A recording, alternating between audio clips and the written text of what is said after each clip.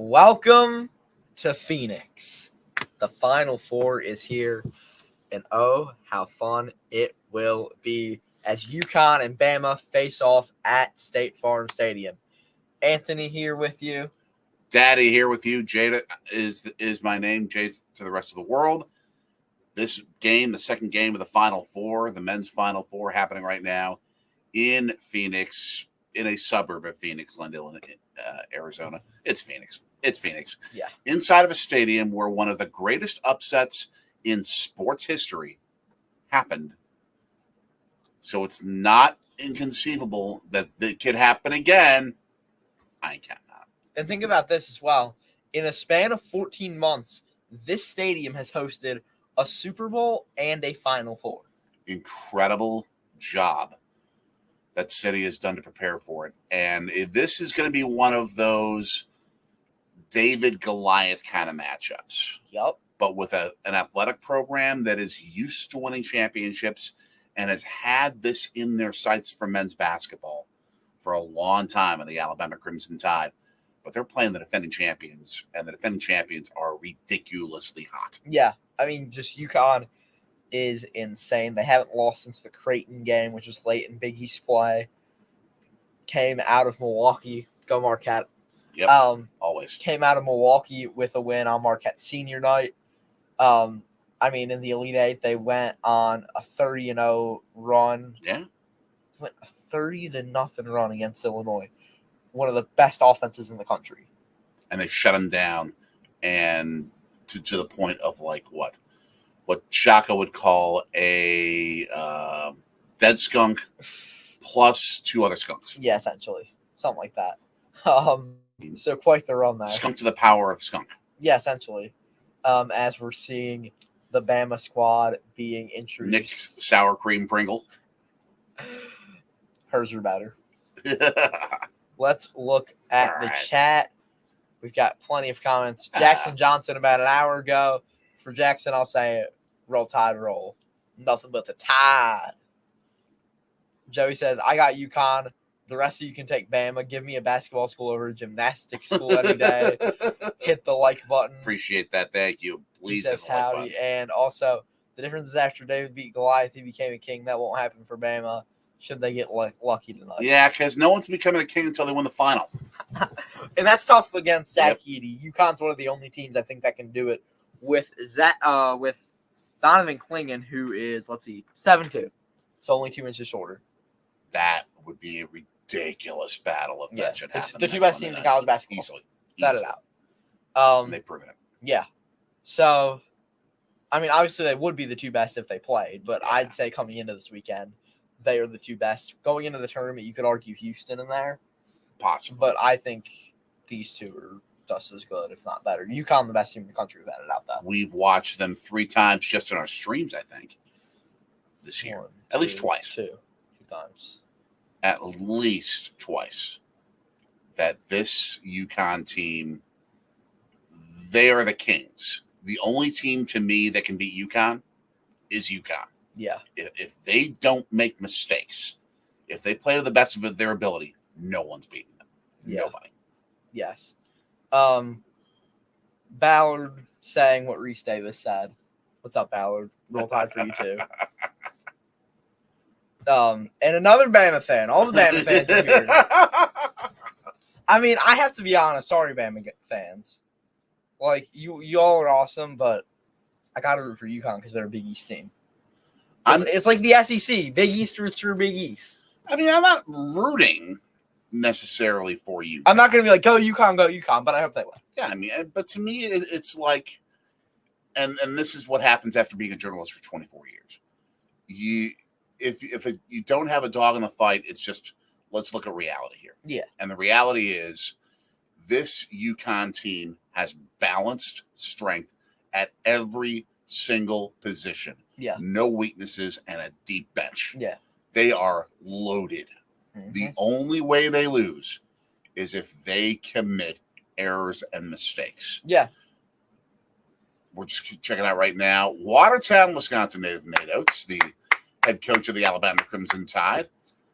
Jersey native Dan Hurley on the other side. Joey Joey, Foster, thank you. Appreciate it. Thank you big time. And Brewers are also not looking too good. Down 3-0 last I checked. Yeah, usually they are. But yeah, so man, this should be interesting to see what happens tonight. But I'll say on your point talking about the way that UConn Marquette, as we talked about, that Big East tournament final, what did we see at halftime? Two teams were close, but as soon as Marquette started making mistakes, UConn pulled away. You can't make mistakes against Huskies. Alabama must play a perfect game. And I'm not saying I know a whole lot about the Alabama Crimson Tide, but they're going to have to play a perfect game to win tonight. Yeah. That's simple. Yeah, I mean, the records say it all right there. You have a 25-11 team against a 35-3 team. Right. That just tells you all you need to know. Now, games aren't played on paper. As my old colleague Wayne Larrivee used to say, the voice of the Green Bay Packers, paper is what you wrap the fish in. It's not something that you play games with. So it's human beings, flesh and bone, flesh and blood. They make mistakes. Yep. So there's always a chance. But this is like one of those Jim Carrey, so you're saying there's a chance moments when the chance is minimal. They've got to play perfect. We have two references over the last two streams to people with the last name Carey. Yesterday I did the Drew. Was Drew Carey the guy who did the Cleveland show? Yes. So I opened the stream with Cleveland rocks, and so does the women's Final Four. And now today you talk about Jim Carrey. No relation to your mommy, my wife, Carrie. I thought that was coming. Also known as Anonymommy, nor to our friend Megan Carey, who's a great musician here in Philadelphia, as we tip off. Tristan Newton has it. Let's see what happens here. Go check her out on YouTube, Facebook, Instagram, all the stuff. Here we go. Zone defense, it looks like. Yup. UConn guard seeing a lot of action. Castle, no good for three.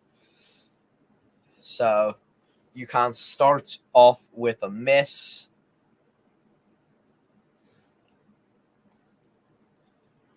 Tight defense. Yeah, great defense by UConn thus far. Oh, that's going to go. Block. Good block there by Klingon.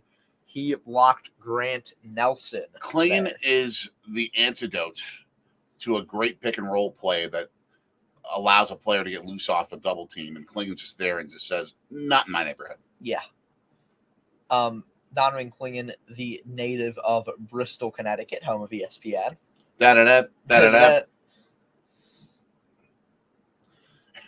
Alabama dude just drives. Is like, oh, there's Klingon back. Nelson, now. Wow. And they get three. We've seen that all tournament. Grant Nelson. Who is from? A place. He went to North Dakota State before Alabama. So Bama. Okay, complaint. So I have the team's rosters here. Right? Like, I do that for everyone but Marquette, essentially. Wide open 3-point attempt. Yes. Tie game. 3-3. Bama doesn't put what high school or what city their guys are from, and it gets on my nerves because I like talking about where the guys are from. So we're going to have a little fun with that. Yeah. Which is scary, but Nelson. Baby hook, no good. 3-all, 18:40 to go in the first. Speaking of that, let me flip it over to the first half graphic. There.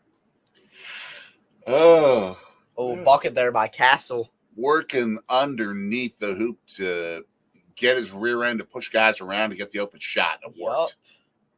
UConn still, just playing, as Shaka Smart would say, relentless defense. Yeah, Alabama using the skill of the bounce pass to keep possession. Just to survive this really tough defense. And another stop by Klingon. Yep.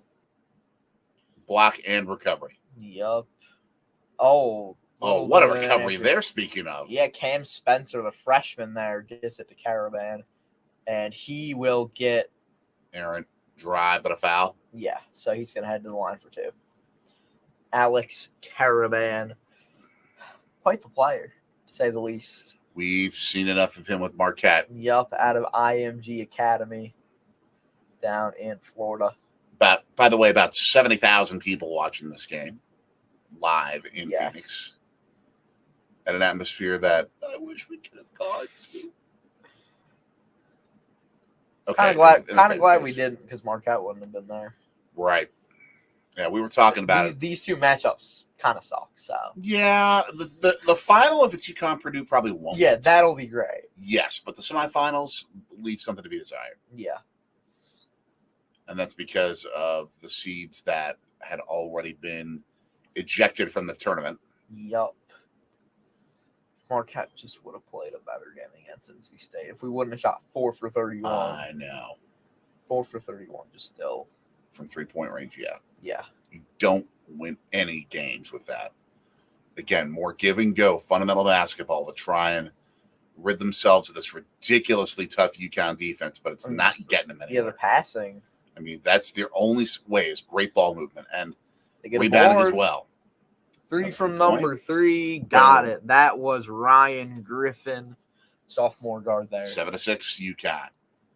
Mikey! Hey. So, Mikey.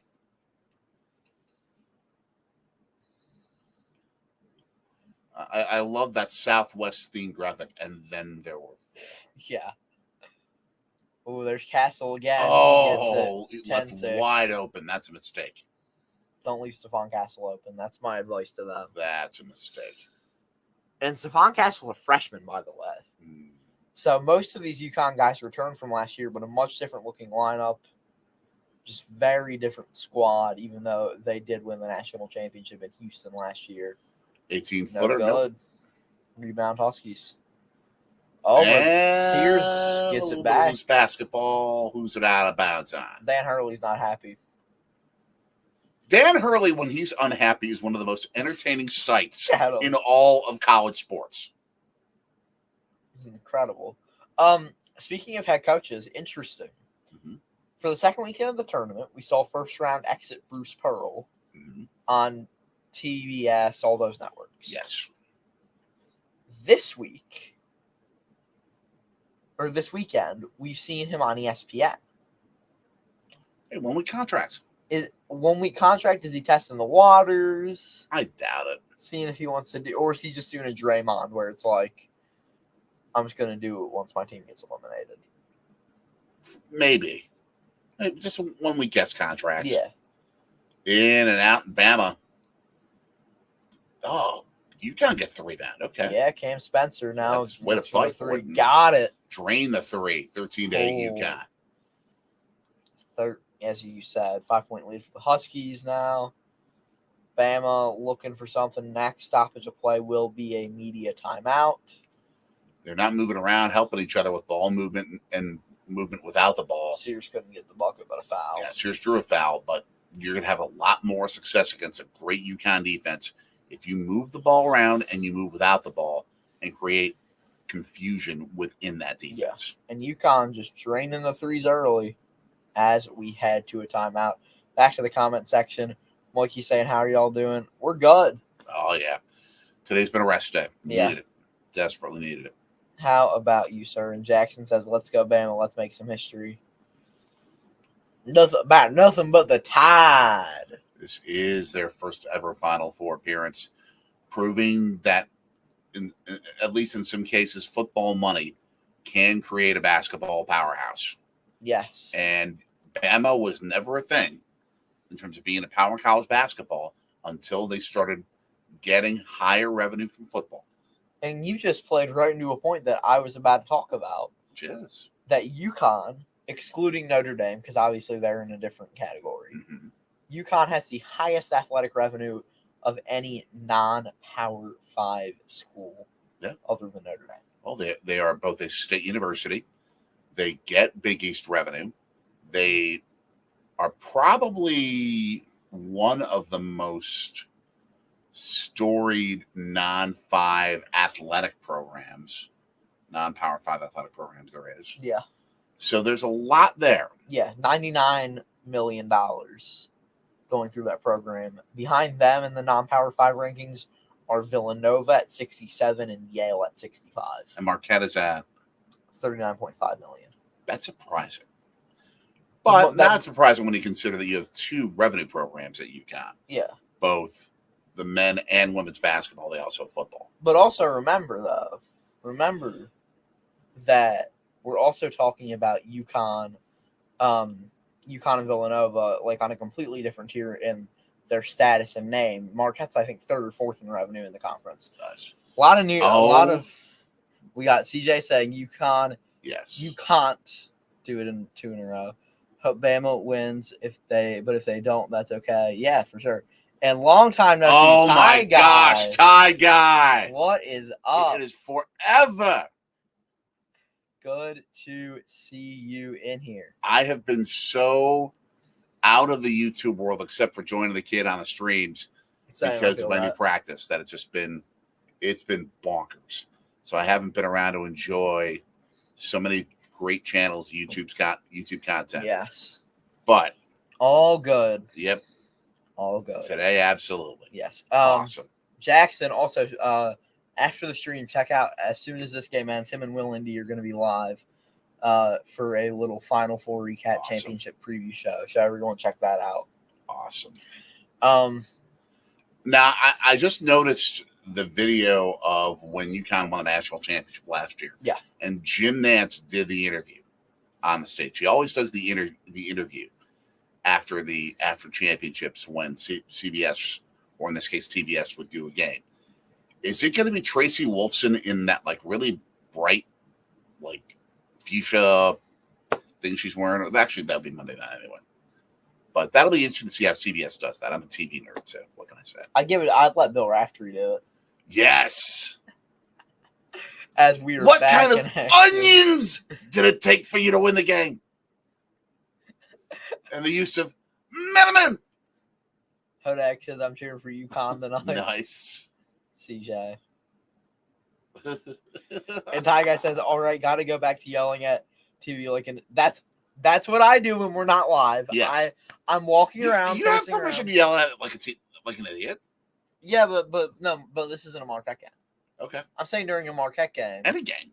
You can do it. Yes, but I don't usually. 3-ball side pocket. Unless I'm extremely invested in it. And I'm pacing around and I'm going crazy, but I should do a vlog of you watching a game like that.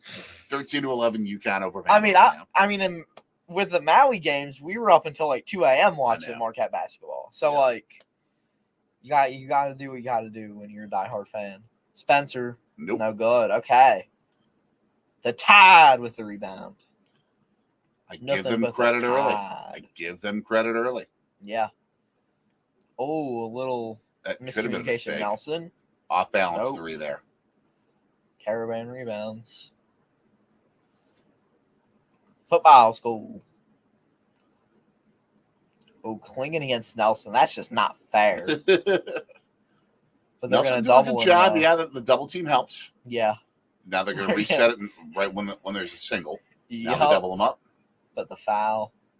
Yeah. Oh, no, it's travel. Oh. Maybe it's a travel. I don't know. No, Bama fans wanted the travel. They're not going to get it. So Nelson 6'11". Okay, that's not as much of a difference as I thought. No. 7'2" versus 6'11". Nate Oates talking to the ref.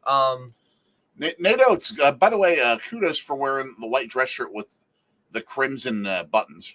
Yes. I do like the style. Oh, wide open. I missed it. Couldn't get it to fall there. So Bama now with it. 14 to go. Little easy floater. Runner tie game. Yup. Estrada there gets the bucket. Estrada from? St. Peter's, Oregon, Hofstra. Okay. A lot of schools. So he went to Mars High School. No. So, yeah, from New York to Oregon to New York to Bama. Ooh. Miss by Klingon. Yup. Surprising miss. Yeah. I want to give a big shout out to the Sorgi squad and to whoever was illegally streaming last night's Iowa UConn women's game. Let's give a round of applause to everyone. 2.4K views on that stream. Awesome. Thank you. So shout out to everyone. 1,000 of those views came from one illegal stream that got shut down. YouTube sent the viewers to us. Shout out to whoever at YouTube set that algorithm. We appreciate that. Thank you.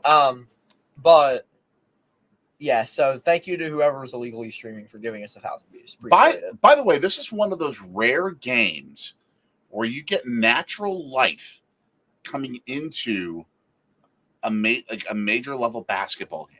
From where? The roof, remember, the roof is partially translucent. I don't see the roof. I don't see any light coming from above. I see it coming from the lights, but No, if you look at the roof, and they rarely show it, but if you look at the roof, it is translucent. Okay. UConn up 15-13, by the way. Yup.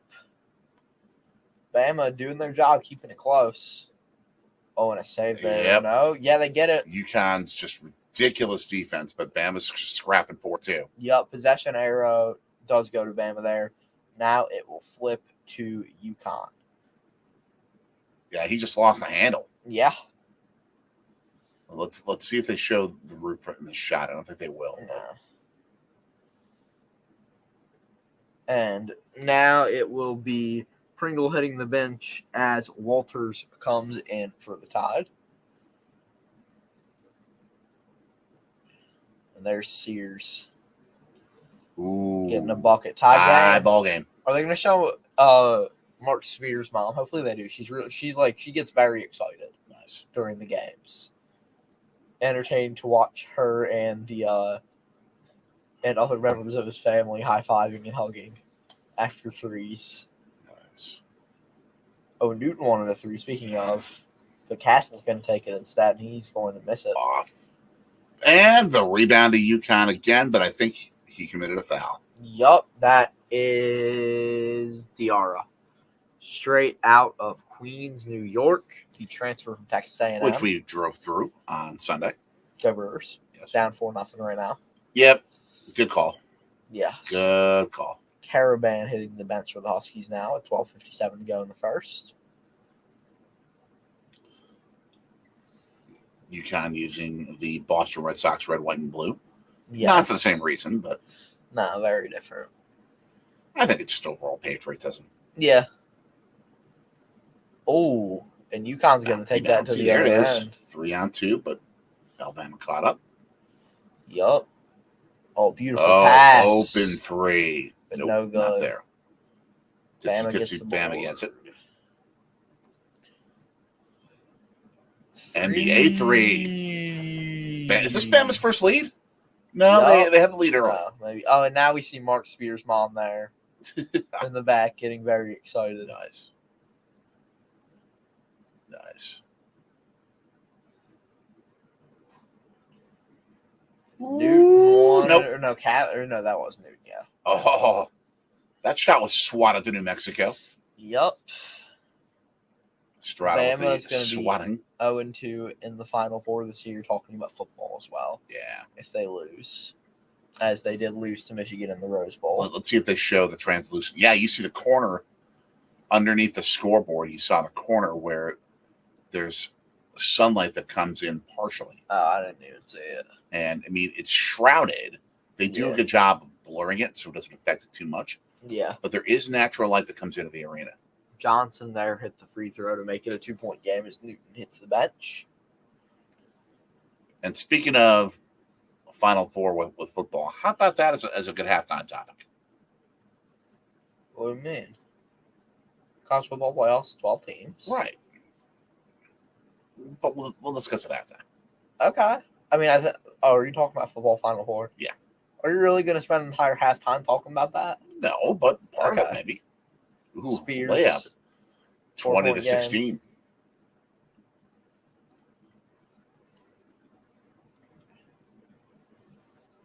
Okay, 11:40 to go. Next stoppage plays immediate timeout.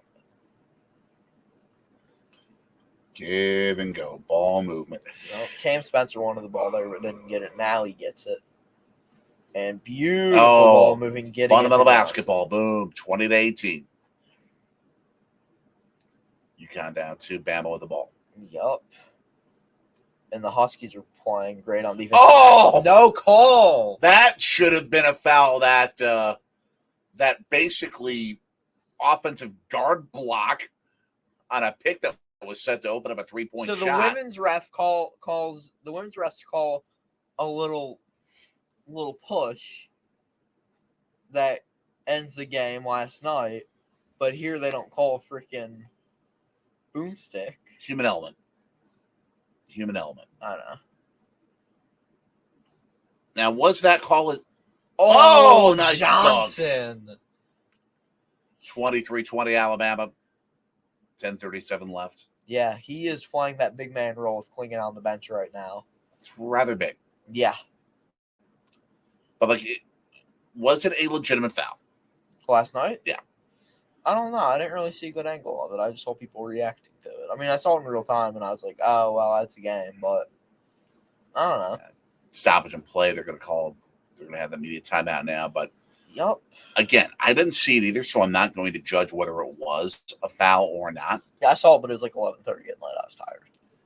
But as I always say, if it is a foul and you call the foul with 5 minutes elapsed in the first period, you must call the same foul even if there's 2 seconds left. Yeah, there were 9 seconds left. They called an offensive foul, and that lost UConn the game. I cannot stand you don't call that with the game on the line. If it's a foul, you call it. If it's not a foul, you don't call it. Yeah. But you got to have the same standard. In the playoffs, I'm more of a – and also there's a trend in the NBA since the All-Star break. There's been a shift in the amount of fouls called, and they're actually letting the guys play in the regular season. Mm-hmm. But they should have the same standard for what a foul is in Game 2 of the regular season and Game 7 of the NBA Finals, whatever it is. I mean, I think that they let them play usually in the playoffs more, and I like that as a basketball fan. I think that's entertaining to watch them play more. I mean, I don't like ticky-tack fouls being called in the playoffs. If they get called in the regular season game, it doesn't really matter. Well, like, no one's going to be like, oh, well, this happened. But in the playoffs, that's a big deal. See what I'm saying? Like, I don't care in the regular season. Daniel in chat, what's up? Hey. 8 of you in here. Good to see you. Maybe. Are you are you a Bobby Knight aficionado or something like that? Are you like a massive Indiana fan? A closet Indiana fan? Well, yeah. I guess closet. I'm just very quickly checking Nice. my messages. Okay. Cool. So yeah, I will be right back. Okay. Don't be insane. I will try not to. Don't embarrass me. I will attempt not to. Okay. Now, we have been to a domed stadium before in Phoenix. We went to see the Brewers play the Arizona Diamondbacks inside Chase Field. It was Stadium 11 of our tour of going to all 30 stadiums to see the Milwaukee Brewers play. So we've seen events in dome stadiums before. Never been to whatever stadium sponsor this currently is for the home of the Arizona Cardinals that this game is being played in right now. But I love how they were the first one to have the concept to have the football field slide in. That, to me, is super cool. Showing a hand injury being taken care of here with 7'2" dude Klingon. And you can actually see on this graphic in the NCAA tournament, teams are shooting 7% less from the field when Klingon is in the game compared to when he is out. And he is back in the game. Alabama up 23-20 with 10:13 left in the first half in the semifinal.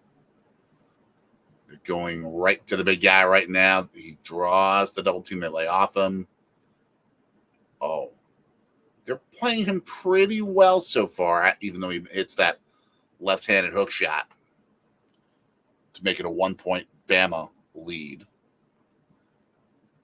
Yes, a fan of your beloved Georgia Tech Yellow Jackets or the Rambling Wreck.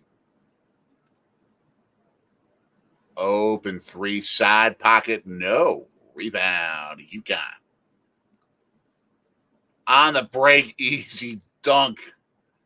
Easy dunk for the 7'2" dude. 9:30 left, and it looks like we're getting an immediate timeout call by Bama. 9:30 left until halftime to try and stop the bloodletting after a very quick UConn run. Bama coach Nate Oates, yes, again, the pride of Watertown, Wisconsin, a town where I have lived, I have at least worked in before and have been to many times before, seeing friends, great little small town west of Milwaukee. And I mean, this is not shaping up as what I expected yet. Bama has hung with this UConn team that hasn't made a huge amount of mistakes. As I said in the beginning of this contest, the only team that can beat UConn, in my mind, is UConn, making their own mistakes. You could maybe fault a little bit of shot selection, taking a lot more threes, but the shots were pretty open when they took them. They shouldn't fall. In the case of Alabama, they're playing a textbook game. They're doing everything you need to do so far to stay in this thing. They're doing the ball movement. They're moving without the ball most of the time. They're getting the open shots. They're playing tough defense on UConn for the most part. CJ with some great sports nerd knowledge that we love. First year where two teams are in both the men and the women. NC State and UConn. And by the way, just an opinion, Caitlin Clark is going down tomorrow night to Philly's own Dawn Staley and the South Carolina Gamecocks. Not because Caitlin Clark doesn't have the capability to lead that team, but because South Carolina is a much more complete team. Overall, it's the case of a player who's got a decent supporting cast and an all-out balanced team with no weaknesses, which is why I think South Carolina will be an undefeated national champion. And by the way, we had video with that I saw today of Dawn Staley during pregame warmups on national TV singing Motown Philly. I'm not going to replicate it and embarrass the kid like I've embarrassed him enough times. You'll be seeing him too. I'm not going to do that to him. Are you talking about Dawn Staley? Dawn Staley singing Motown Philly. Oh, she was singing it? During live pregame on ESPN. That's fun. I brought cookies for myself. Oh, awesome. You want one? Sure. I will.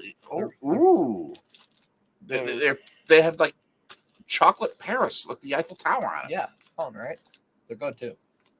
All right.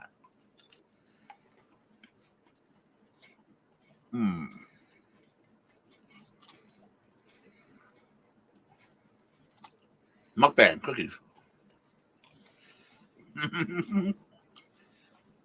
You're very welcome. What was your earworm about? Just Dawn Staley and Motown Philly? Yep. Okay.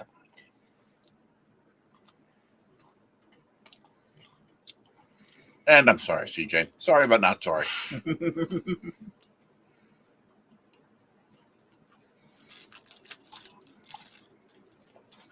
Legit foul. Yeah. Legit hard. Really and he stepped on his dude. Yeah.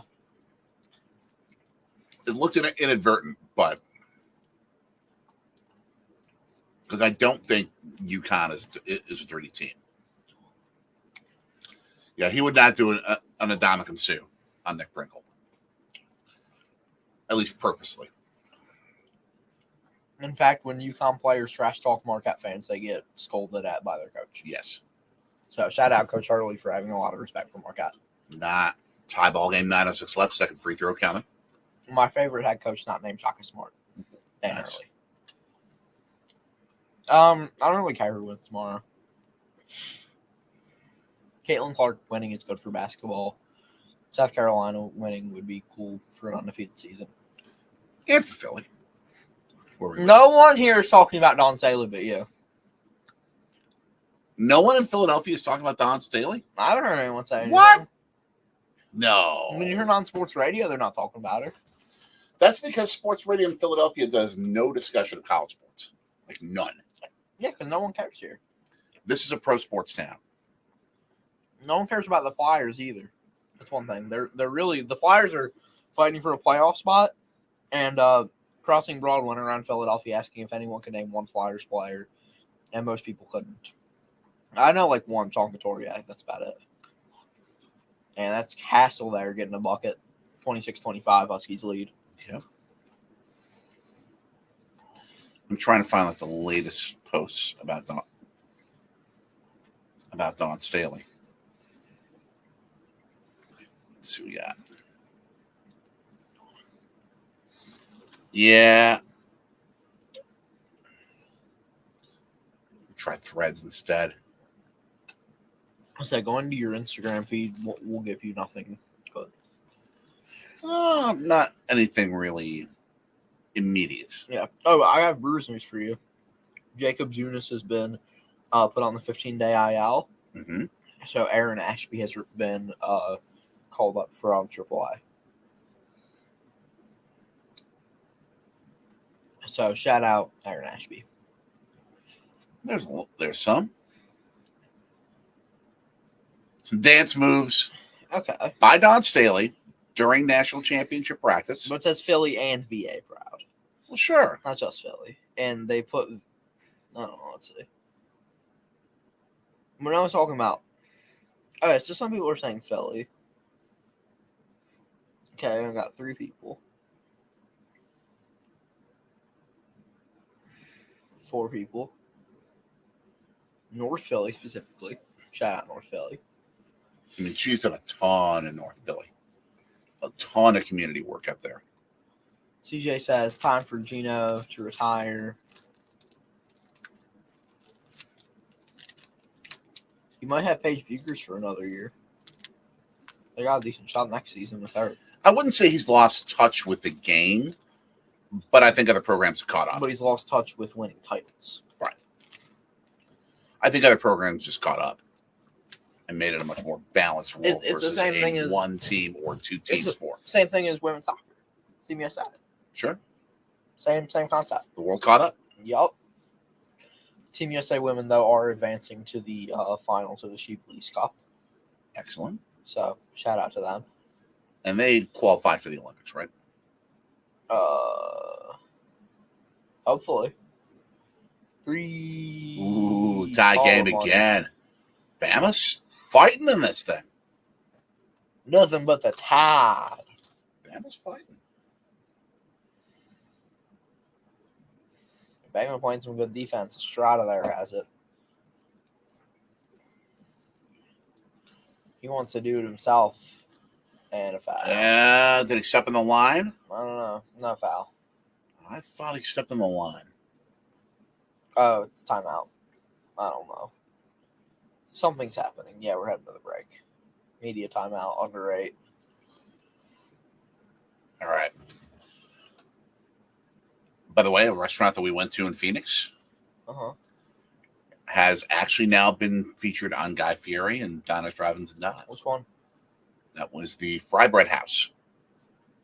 Which one was that? That's the one where you had the Native American taco. Good. Yes. That also made my face look really messy with all the chocolate on it. Yeah, he basically had the like a chocolate flatbread pizza. Yeah, it's really good. On like Native American fried bread. Well, I had a. It was just chocolate on fried bread. It was really good. Well, I had like an oversized chili taco on Native American fried bread. So good. If you ever go to Phoenix, go there. Check out our video. It is somewhere on Sorgi Stories. I'm going to stick it in the link. Somewhere on our channel. That's what I said about our Cleveland videos last night. Nice. Somewhere. So. I could sing the song somewhere, but I'm not going to. I didn't even know that song. It's a song. It's from West Side Story. Okay. I don't even know what that is. I've heard of it. I failed as a parent. I've heard of it. I don't know details. Isn't it a play? World-class Broadway playing movie. Well, he's lost 4 Final Fours in the title, and he's been coaching them before I was born. Yes, college basketball in the 90s going into the 2000s was completely UConn, Tennessee, and the field. UConn, and UConn. And Tennessee with Pat Summitt. UConn, Tennessee, UConn. Basically, because it was Tennessee before UConn showed up. Yeah. It was a 2-program sport for probably about 3 decades. That's boring. And finally, teams got up. I went on a thing about Megan Duffy last night. Oh, that hurts a loser. Yeah. Do we know who our new head coach is? I haven't seen yet. Okay. I have not seen yet. Maybe if Gino retires, Dan Hurley can go from UConn men to their women and win a few natties. Hey, that's good news for Marquette. Yes. Please, Dan Hurley, please do that. Good news for us. It's not good news for the Marquette women, but right. I'll pay. Some rich Marquette person should pay a lot of money. Yeah. To get Dan Hurley as our women's coach. I don't know if there's enough alumni support to pull that off. I like some rich alumni.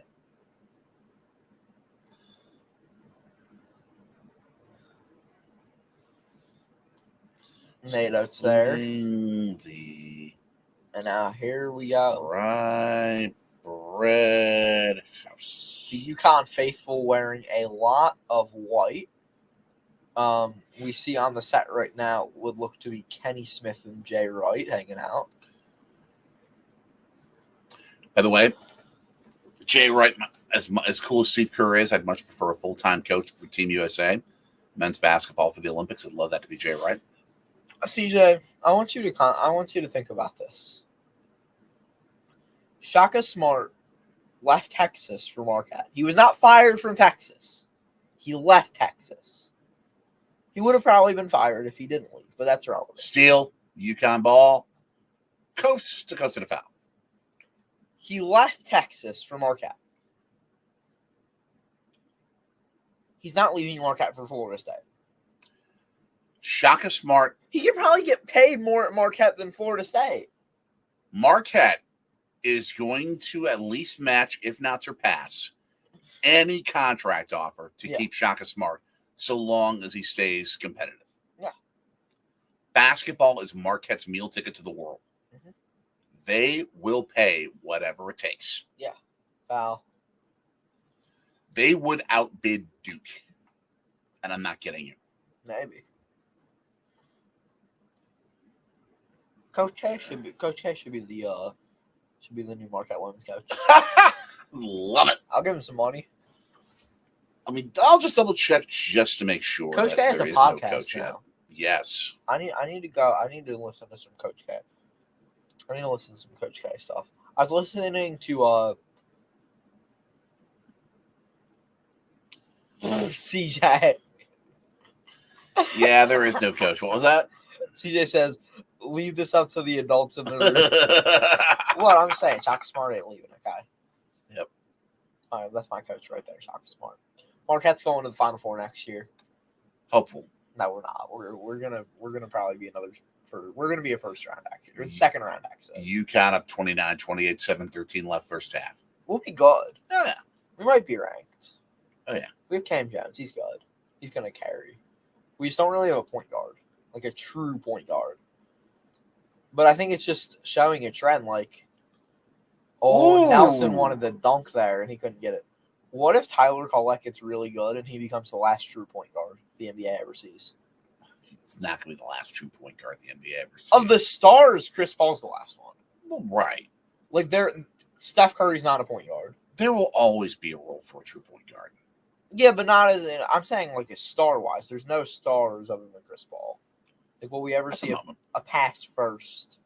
I think so. Guy, because like Curry's not. Who are the Luka Doncic isn't? Who are the other stars? What's all Dame? Right. Like no. Tyrese Maxey. Is his better than Dan Hurley's? No. No one's better than Dan Hurley. Nate Oates getting a little Dan Hurley like with the disagreement on the calls. Yeah. Castle at the line, trying to get UConn a 2-point lead. And he misses.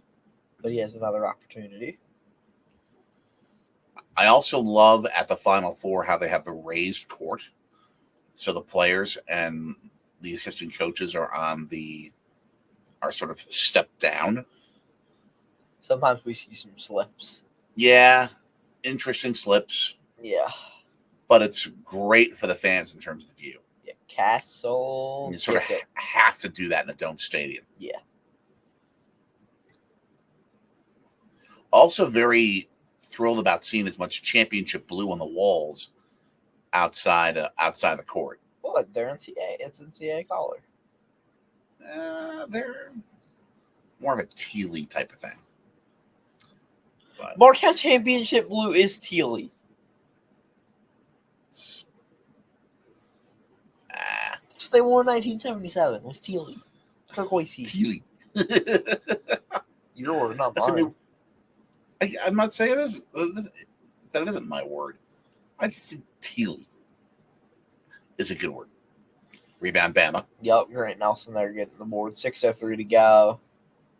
With a little spin move, no good.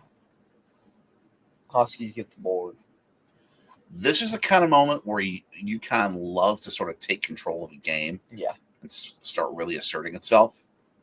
No good. But you won't do that with NBA range threes and then volleyball games tipping the ball out of bounds. All right. So you mentioned volleyball, so I'm going to ask this question. Yep. Top 3 most underrated sports.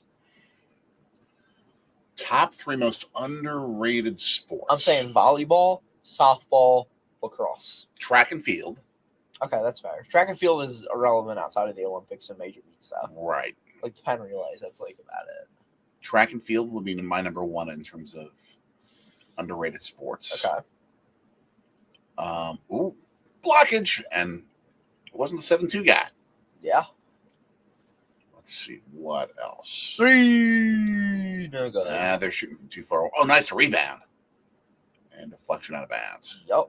Let me go through the list of Olympic sports and see where that might get me. Lacrosse isn't an Olympic sport, but I put it on there.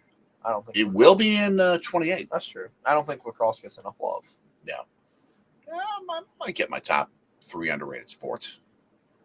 I said softball because softball also gets like 0 love, and watching college softball is very entertaining. True. Oklahoma, Texas. That's actually happening right now on ESPN. Oklahoma, Texas. Nice. Third most underrated sport. So you have lacrosse, track and field. So it's like college wrestling. Wrestling. Okay. I'm not a big wrestling guy. Tom Grossi's here in Philly for wrestling right now. Is that tonight? And tomorrow. Okay. At the link, yeah. Oh, it's a 2-day thing. Yeah, it's a whole weekend thing. I always thought of it as a 1-day thing, but okay. So, cool though that how Tom Grossi's dad took him. They drove to Detroit from New York. Woo! Alabama leads after 3. They drove from upstate New York to Detroit, and Tom Grossi's dad took Tom to Detroit for WrestleMania 23, and now Tom is taking his dad here in Philly to WrestleMania 40. Nice. That's classic. Yeah. That's awesome. That is awesome. Shot clock ticking down for the Huskies. But a deep 3 got it. That finally, after like 5 attempts from that far away. Newton there gets a bucket. Yeah, UConn got lucky on that shot, but they've had some bad shot selection sometimes. Yeah. Off balance drive for Bama, and they paid for it. And Newton lost it. Oh, good recovery, but Bama gets a board off a missed shot. Quick basketball. Foul. Slippage, foul. Caravan is like, how did I foul him? But I want to see about a replay of that. And Griffin is from Sophomore land. Sophomore land. Is that like a division of Rancho Cucamonga? Please shut up. Nice. I didn't. You knew stuff like that was going to come. Yeah, I know. You can't help yourself. I just watched a video today of the great Mel Blanc, the great voice of Looney Tunes, doing all those voices and saying the word "Cucamonga." I was out here watching Thanasis interviewed Jay Williams and Chris Haynes, and Pat McAfee was on some podcast. I don't even remember what the name of it was. I did not know that after his first year in the NBA, Jay Williams almost died in a motorcycle crash. Oh, yeah. I had no idea about that. That was memorable. I do remember that. Excuse me. It's been a long weekend. Been a long week, I should say. Great weekend. Challenging week. A great weekend of you sleeping. Recovering from a great weekend last weekend. Okay. Oh, I see what you're saying now. Yeah. UConn get into the line a lot more than Bama. And Spencer has it. Bama shooting hot from 3-point range. And that's why they're in this game. Newton got it to go. Next stoppage of play is the final media timeout of the half. Like I said, Bama has to play a perfect game to win. Yup. They're close. Both team in 1-and-1 free throw shooting scenarios. UConn got the turnover. Oh, good pass by Newton there to Castle. Good fake pass there as well by Spencer. Wild pass was too far away. UConn's making mistakes. Yeah, so Newton there with a little bit of a wild pass to Samson Johnson. So Bama will take it over. I'm going to go get an eensy bit of caffeine that should help me through this. Okay. So here at the break.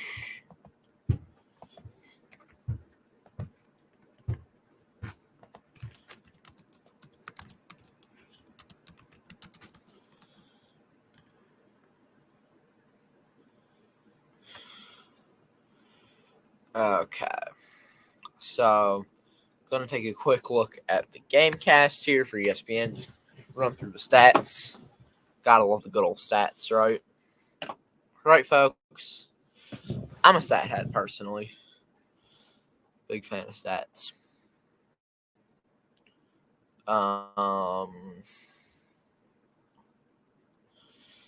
Okay, waiting for this to load. ESPN's being very slow for me today.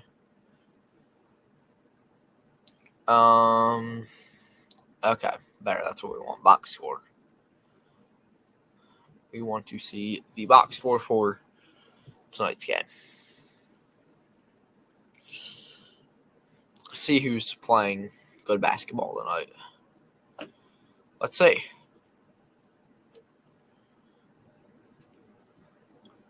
We have Bama's leading scorer is Estrada with 8. He's shooting 2 for 3 from 3. 6 bench points from Reitzel. That's how you say his name? Reitzel Jr., yeah. No relation to ESPN Milwaukee's Gabe Neitzel. Stephon Castle with 13 so far for the Huskies. He is their only scorer in double digits. Oh, that's happening. Okay. Jet lag is heading to Australia. I'm watching. That's my third favorite sport, Australian rules football. You're weird. I loved Australian rules football growing up as a kid. I've actually never watched Australian rules football. It was fun. I watched some UFL today. Go Brahmas. Go Brahmas. I'm a Brahmas fan. Brahmas are? San Antonio. Ah, okay. Last year they had Kurt Bankert. This year they have Destroying, who is a YouTuber. So, the NCAA, so he was a kicker at UCF. Mm-hmm. I think he's a kicker. He might have been a receiver. I don't remember what he was. Some sort of business. He's some football player. He was at UCF. UCF said, yo. NCAA and UCF said, yo, you got to start that on your YouTube channel because you're making money off of it as a student athlete. He said, all right, I'm out. See ya. Bye. Oh, Happy Hodag leaking the info. Ruh-roh, what's this? That jet lag, the game is heading to Australia for their next thing. The Brewers suck, the Phillies won. No, the Brewers are actually really good. Let's see what the Brewers score is. Brewers lose 5-3. They're doing above average. Yeah, They're no, doing they're well. a good baseball team. Yeah. Jackson Sorgi is the greatest player I've ever seen in my life. They're not going to win the World Series, but they're Yes, good. they will. They're going to win the World Series. World Series this year, kid. I mean, our team looks good though. Like, Yeah, I agree with you. also, it's too early to tell if we're going to win the World Series or not. I mean, Too early. it is too early, but I think there are just way too many teams that have more talent and more experience. I put us up against most of the league. We have Salvatore Michael Frelick. And Christian Yelich. Christian Yelich has like a 1,139 OPS. 35-32 UConn by leading right now, 2:53 left. And Christian Yelich is going to win the MVP. he has a chance to win the MVP.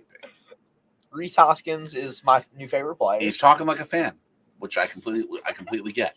I'm being outrageous on purpose. I know, just to boil my blood. Reese Hoskins is my new favorite player.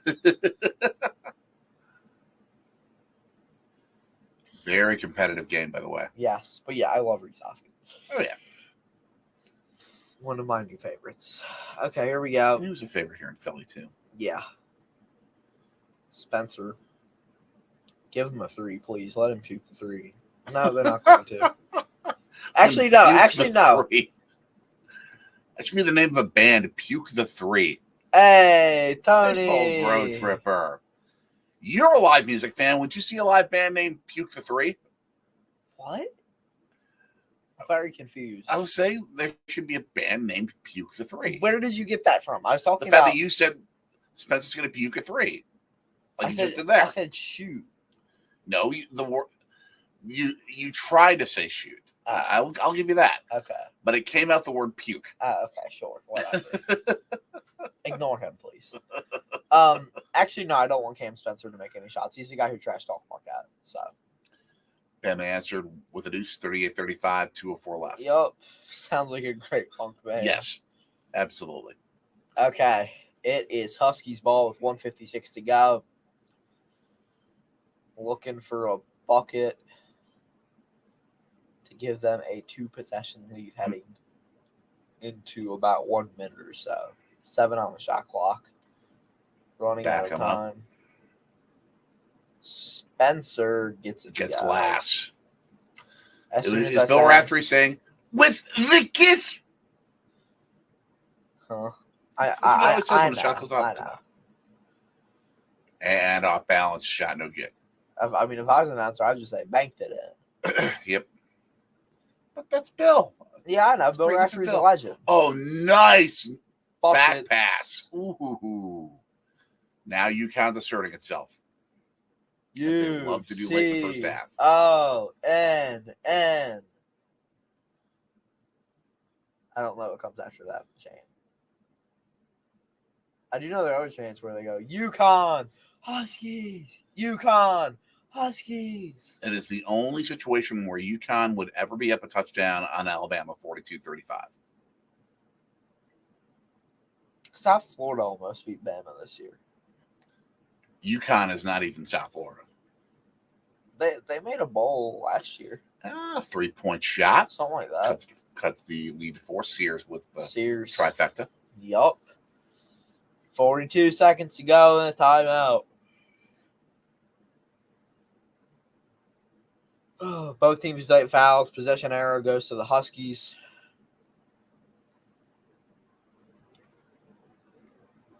One thing that I think should happen every year on the UConn campus, by the way. Oh no. Is that a comment on the TBS broadcast? Sears is showing off the whole catalog. What's up, Tim? Good to see you. Do you know what the Sears catalog is? Like the store? Yeah. Yeah, Sears. Okay. But do you know what the catalog was and or is? A catalog where you see all the stuff that you can buy there. That is a forever tradition with Sears. They had it going back to like the 19th century. Yeah, I've seen some catalogs before. Nice. Back in my old grade school, St. Eugene's back in Milwaukee, they actually had in the book section that you could rent out like a 1903 Sears catalog. That's fun. Yeah. Okay, so Tim, congrats on getting Eric Musselman Sorry for your loss of Bronny James. Fight on. Kentucky was the last SEC team to make the championship game in the NCAA men's tournament. Insane. The team that stopped Kentucky from going there in 2015, and Kentucky was going into the Final Four undefeated before that game. Bo Ryan from Wisconsin Badgers. Welcome to the Hall of Fame. Yes. Bo Ryan was interviewed by Reese Davis and Jay Billis this morning. Awesome. On ESPN. Awesome. In somewhere near Phoenix. I don't know where they had their setup. I don't think it was at the stadium. They were somewhere else. Did he talk about his days growing up in Philly? I watched like the first 15 seconds and then clicked off. If we can ever get a hold of Bo Ryan, I would love to get into hanging out with him here in his hometown. He talked about his dad. Awesome. That's all I caught. Ronnie was filming. I'll trade 4.4 points per game for better length under muscle. Then yeah, that's fair. Alley-oop, nope. But some foulage. Oh yeah, at a Fleet Farm holiday. Oh yeah. Oh yeah. 24.2 seconds to go. Great Wisconsin. Oh yeah. Tradition there. I actually have the rebroadcast of the Ice Bowl that I put together on WTMJ back in 2005 on MP3. Yes, you did. Because I did the work, I kept a copy of it, and it includes the commercials. And they have all the people getting ready for that Fleet Farm holiday toy run in October. Clinging at the line, as I mentioned earlier, the native of Bristol, Connecticut. So he will. Here's the thing. If I'm him, there's 0 point in going to the NBA. I'm just being honest, okay? A team is going to spend a second-round pick on Bronny. Mm-hmm. Maybe late first. Second round. Wait until you know you're a first-round pick, is what I would say. No, that's what I'm going to say. They're going to spend that pick. Mm-hmm. Not for Bronny, but for his dad. Because they know that they get his dad on their team. For Bronny, it makes more sense to head back to college, better your game, go to a high-level program. I wouldn't go to Duquesne. I'd go to a high-level program. I get the Duquesne connection, but from a basketball standpoint, you want to go to UConn doesn't want him. But 2, 1 off-balance layup goes in for Bama. That will end the first half, 44-40 UConn. Yes. Sears with a layup. But I'd rather go to Houston or UConn wouldn't want him. UConn wouldn't want Brown. Right. They don't need all those flashing lights. They don't need the spotlight on them. And part of me might think that if LeBron wanted to hang him up, he would say, hey, any place that wants Bronny, I'm their coach. He'd have the ego to say that. Yeah, I think Bronny might. I mean, if Bronny doesn't get... Bronny's going to get drafted, though. He's going to get drafted because of his dad. Bucks, please do not draft Bronny James. Please don't. I don't want LeBron on my don't team. think teams are going to draft him because of his dad. No, they will. No, they will. That's a consensus. That's pretty much a consensus among basketball people. I think. Pretty sure. That's what it seems like. Yeah. Well, you get LeBron James for a second-round pick. Is that a bad deal? Well, that's if LeBron's still playing. LeBron's if that's the play case, then yes. LeBron's going to play next year. I think he's going to play next year, and then he's done. That's why Bronny is going to draft. Then I think if he's going to go anywhere, he's going to go to a team that wants to win an NBA title now. Well, it all just depends on where Bronny goes. That makes a late first-round selection possible. Insert barf emoji. Spoken like a true WIP caller. Except for the fact that you're not screaming into the phone at 137 decibels. And I love WIP, by the way. But, yes, they are barf. They are true barf emoji. The hats are incredible. Hats are on point. Love the hats. I want to buy one of the hats. Yeah. But the jerseys are just terrible. Exactly. I talked about it last night. They're just terrible. If they would have just had one color instead of going to the fractals. Yeah, it's the gradient that's the problem. Gradient, Everything else, yeah. I mean, the font sucks too. But Yeah. it doesn't need to be like you could have done maroon. You could have done red. You could have done royal blue. You could have done baby blue with gold. Like you had so many options. I mean, I would have loved like even a shot of Independence Hall in the front. Yeah. Because it's as Philly as you get. Yeah. Yeah, I don't know. Twins, I feel like I don't know. Oh yeah, the Brewers aren't wearing their City Connects on Fridays anymore. What are they? Whatever they want because the jerseys haven't come in yet. Okay. So that's from Kurt Hogg that they're not going to be wearing. They can't wear the jersey until Fanatics gets them from Nike and Fanatics ships them to the team. I would say I would go with for the Twins. I would go with the river design, and I have ideas. I feel like maybe I feel like maybe like a gold look could be cool. Like how they kind of incorporated golden as like a outline color. I don't know. It's a thought though. Like gold with navy and red. It could work. Smidges. It could work.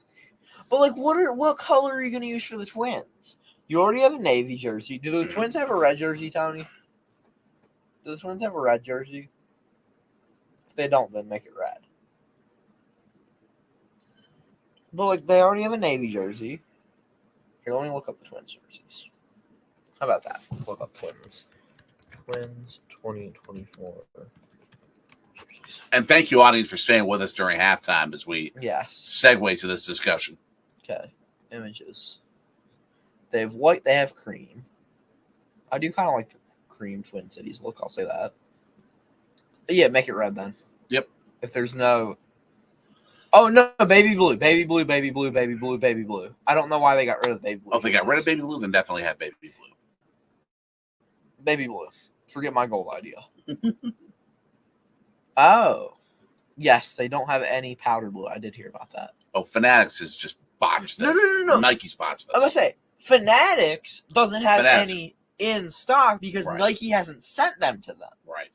Nike needs to get the jerseys over to Fanatics. It's getting on my nerves. We love J-Right. We love J-Right. I still say use red with the river be incorporated into the jersey in the front. Too busy. Not necessarily. I don't want to see a river on the front of the jersey. Hummus Hero. What's up, Hummus? Hey. By the way, Hummus. OHNO. Oh no. Purple could work. As long as it's not the lavender color that Ernie Johnson's wearing in his jacket tonight. What about like the T-Wolves design? T-Wolves purple rain jerseys. You've never seen those? I think I did one time, but I forget what they look like. The non-Alex Rodriguez owned purple. Sadly, yes. Those are fire. Not bad. Not bad at all. Like I need some of those. Hello. Amount of mommy visiting. Okay, I'm going upstairs. I'll be back. But yeah, purple jersey would be cool. Okay, keep talking. Okay. Yes, the lavender look tonight of Ernie Johnson. He's looking clean. Not good for a jersey. Not good for a jersey whatsoever. Much better is the green, Kenny Smith Packers green. The checkerboard pattern for Jay Wright. Black and silver for the Twinkies. Huh. We have foods. Up. I'm hungry. Got pot stickers and egg rolls. Hot stickers. Ooh. Because I'm hungry. Not bad. fresh out of the oven. So Not bad. Yeah, I'm doing a broccoli pasta tonight. That's what I think the Tigers should do. Black and silver. You can see that. Like the Motor City Pistons look. Let's see, we're having a debate. Oh, Tony is very excited about pot stickers. Pot stickers, egg rolls. All shebang. Nice. Jay Wright. Pot stickers. Jay Wright, he looks okay with the He's suit's okay. It's like brownish black with purple rain purple. If I was him as a Villanova coach, I think I would either have like a navy suit or a black suit with a baby blue tie. Depending on what the team is wearing. But it's got to be a tailored suit at that tailor that we found in South Philly. That old Italian tailor. Jay Wright wore a different suit for every single game of his head coaching career at Villanova. Oh, and CJ? That's Anthony's job. I'm hungry. He's not just hungry, he's hungry. No, I'm hungry. I'm just hungry. That's not. I'm hungry. It seems like you're hungry, but not hangry. I'm hungry. I'm not starving. I'm hungry. Understood. Yeah, you boy need some food. I'm growing. I need food. Yes. Hungry. There's Clark Kellogg. Yes. Kudos for the blue and gold. Yeah. Okay, so if I was on TV tonight in the Final Four in Phoenix, I think I would probably go navy blue suit. I think I would kind of go with what the colors kind of the theme. I think I kind of go with the theme of. So I think I go black suit, and then like a kind of like turquoisey blue. Okay. Turquoisey blue type of tie, like an NCAA color tie. See that? You know, I can see that. Madnessy. Interesting. I've not had church's chicken in about 5 years, at least. We still have to get to Jollibee, by the way. We still need to get to the Raising Cane's by the airport. I've had Raising Cane's in Chicago, and I really like Raising Cane's. But you've never had Jollibee. Yeah, I know, but I still am saying I want Raising Cane's. We can arrange for each to happen at some point. We actually might be near the Jollibee with where we're going to be tomorrow. Okay. So we'll figure it out. All right, time to eat some egg rolls. Interesting stat. UConn has trailed only 28 seconds in the previous 4 games. They've trailed 4:18 tonight, which to me says they're getting their hardest challenge. Mm-hmm. And that's because they've made some mistakes, and Bama has played. I wouldn't say Bama's played perfect, but they've shot near perfect, especially from 3-point range. That's why they're down 4. Yeah. I'm usually not a fan of the green soup, but Kenny Smith can pull it off. He can do it. He's doing well with that tonight.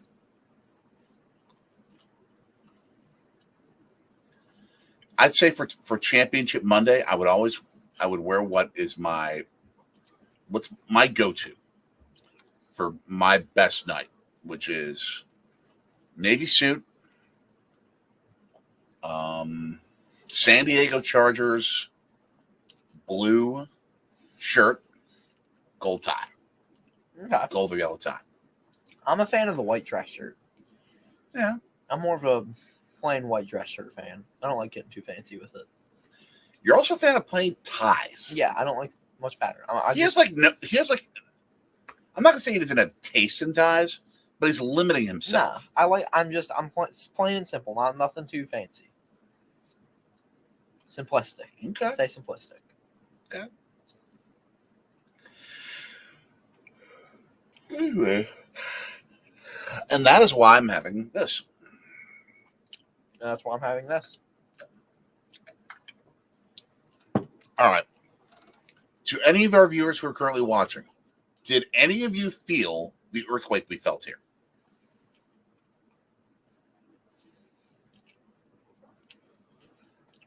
Did any of you feel that earthquake that we felt here yesterday? The 4.8 in Jersey. It was fun. That was bonkers. It was not bonkers. The ground shook. Not that big of a deal. The ground shook a little bit. Same thing happened to us in LA. It shook a lot more than it shook in LA.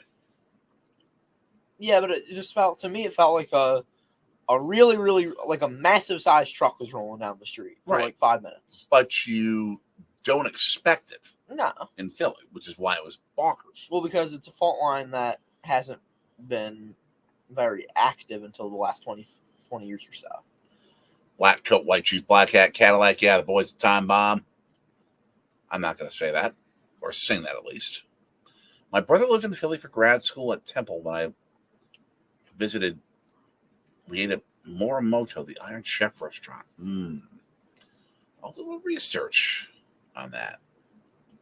And yeah, Wisconsin was too far away. Sadly.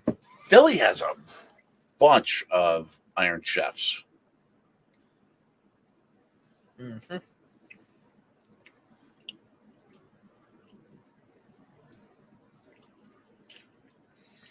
Morimoto still exists. Where is it? It is on Chestnut, just off 7th Street.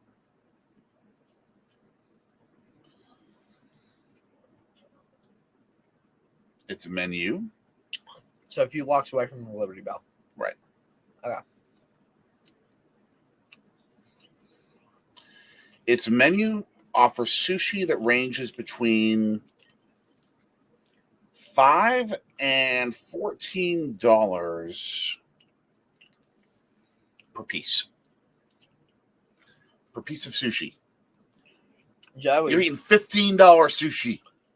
There have been more and more earthquakes east of the Mississippi the last several years. Yup.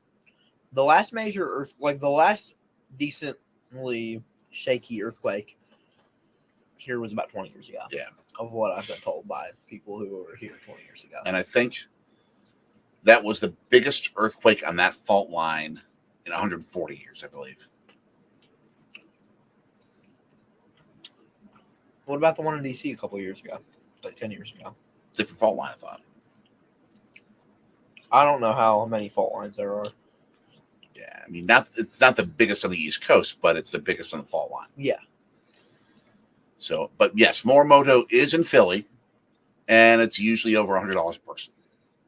So, yeah, that ain't going to be a while before we can afford to go there. So, but they've got like Chef Jose Andres. Hummus size. Wasn't that expensive then? Maybe $150 for to eat a full meal with appetizer and a drink. It has gone up. Yeah. It is big time gone up. Yep. First time we ever ate pizza here in Philadelphia, we ate right near an Iron Chef. Mm-hmm. Alex Warnishelli.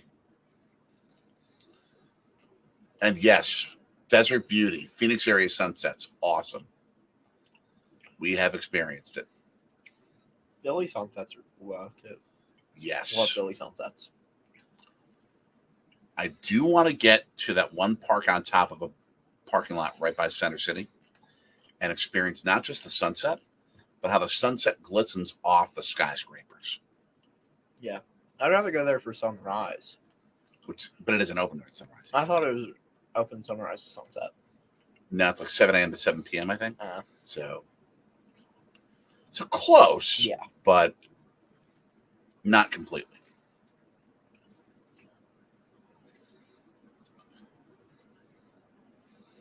Not completely. Speaking of the sun,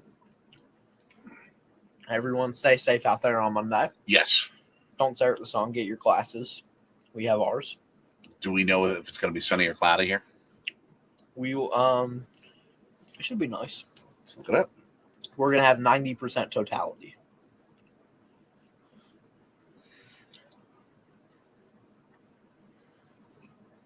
Monday is expected to be a mix of clouds and sun. The meteorology people think we're going to be able to see it. So, My good friend Bill Henley. Looks like we're looking at clouds. Maybe a peak of sun. Well, my good friend Bill Henley thinks otherwise, so. Oh, I bet I had a night. I always want to say that voice in Keith Jackson, that name in Keith Jackson voice. It's one of those perfect Keith Jackson names.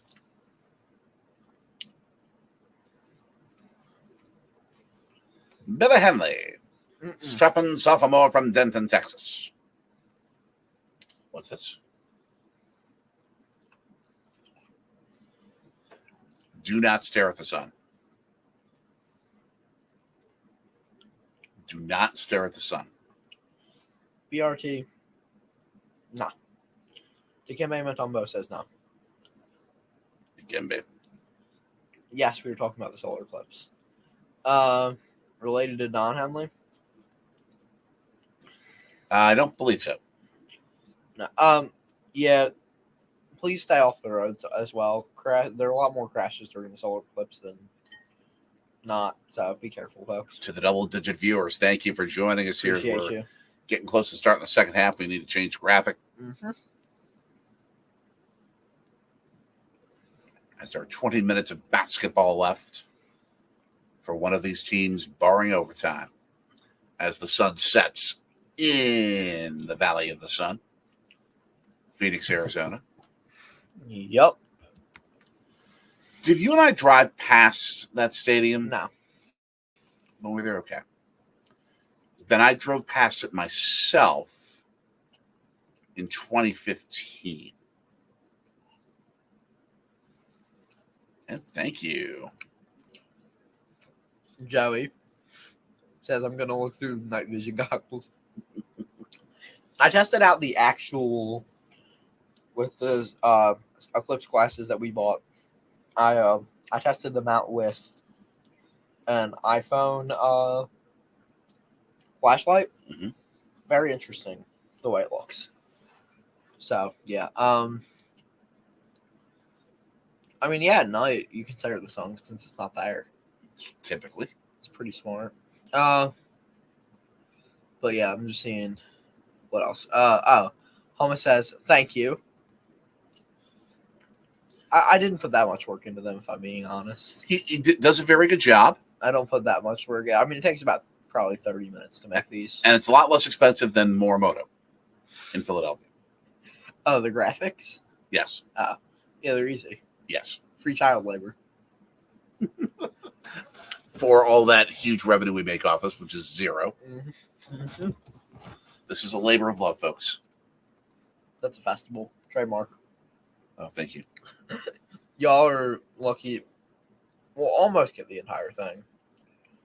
I remember the 2017 one. We didn't see much in Milwaukee. It was cloudy. Yeah. Or as they like to say here in Philadelphia, cloudy.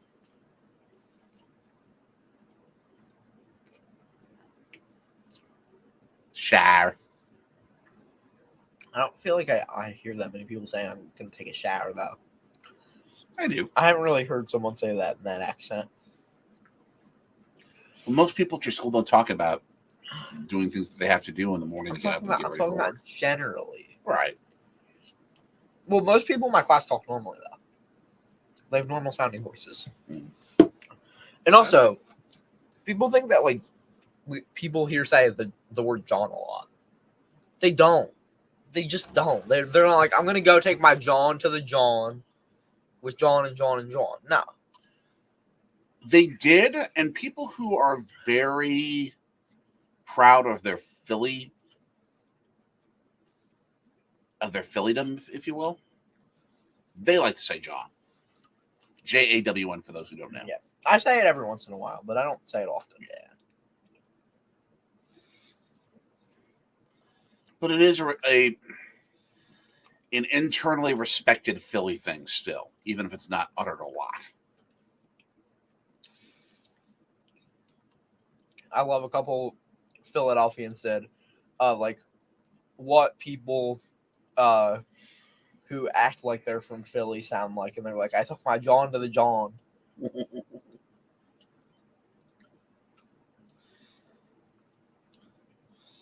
I've heard about it. Tony. Have not had it yet. The Sour Patch Watermelon Ice. I'm going to have to try that. We went to Rita's once. Yeah, they didn't have it that day. I don't think they had it in yet. No. Mango is my go-to at Rita's. That's what I always get.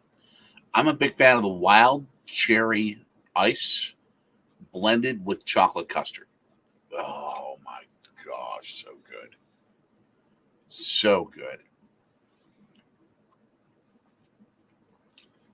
That is the only way you beat UConn, is if you shoot the three incredibly well. They just showed a graphic. UConn in games where the opponent shoots less than 50% from three-point range, undefeated. They are winless when they shoot better than 50% from three. 0-3. Only 3 teams have done it, and they all beat them. Who are those 3 teams? Go. Not Marquette. Creighton, Seton Hall, UConn. Not UConn. Kansas. And Tracy Wilson's jacket matching Iron Eagles tie. Mm-hmm. I will also give Alabama's coach a bit of love for wearing the Bear Bryant sport coat. Yeah. I'm going to give Holly Rowe some not love for her attire last night. For the NC State South Carolina game, she was wearing NC State red. Oh. I'd wear like black or like green or some like neutral color, blue. Well, that wouldn't work for UConn. Oh, give and go pass. Beautiful. Easy bounce pass, grab layup, 46-40. To start the second half. And American Football Network is now joined. After what I can imagine has been probably a busy day for him. What's up, Lincoln? How y'all doing? Good. How are you? Doing good. Just got a good basketball game going on. Just enjoying this one so far. It's been interesting to see UConn finally getting tested a little bit here in the tournament. Oh, yeah. I mean, we haven't seen any sort of competition against them this far until now, and Bama's playing better than I thought they would. They're shooting the lights out from 3, and that's the reason why they're in this thing. Yeah. That's the only way you beat UConn. Caravan, they're getting a bucket. 8-point UConn lead. What is y'all's time at? We've got 18:35. Okay, mine's not showing the score quite yet. Or the time quite yet. 18:35. I'm a little ahead. I'm at 18:12. Okay. There's another error, or Alabama shooting the lights out 3 from the outside. Yeah, you're about 12 seconds ahead of us. 48-43. I paused it, so let me know when y'all get there. That way we'll be about the same. We're there now. Stoppage of play. They're just picking up the guys now. They just started the replay now. Yup. And they're showing the 3-point shot. Let me know when you get now. to the inbound. Okay. I'm on the inbound. Beautiful free there by Estrada. Man. I mean, Bama is shooting about the same percentage that Nova shot the whole game in the 1985 Final Four. They're inbounding now. Yeah. 10. Sounds good. We should be good now. Awesome. 6, 5. Yeah, I'm right there with you. Awesome. And a miss. Bama gets the board. And looking for a bucket. Oh, beautiful shot. Glass. Great job of adjusting to tight UConn coverage. Yeah, by the way, possession arrow is going to the Crimson Tide right now. Estrada, man, 13 points today. Bama's leading scorer. Yeah, he's for a guard. He's got some great post moves down inside. Yeah. Bama's also been very intelligent with how to deal with Klingon on their defensive end. For sure. Doubling him up very well. And they've definitely protected their weaknesses.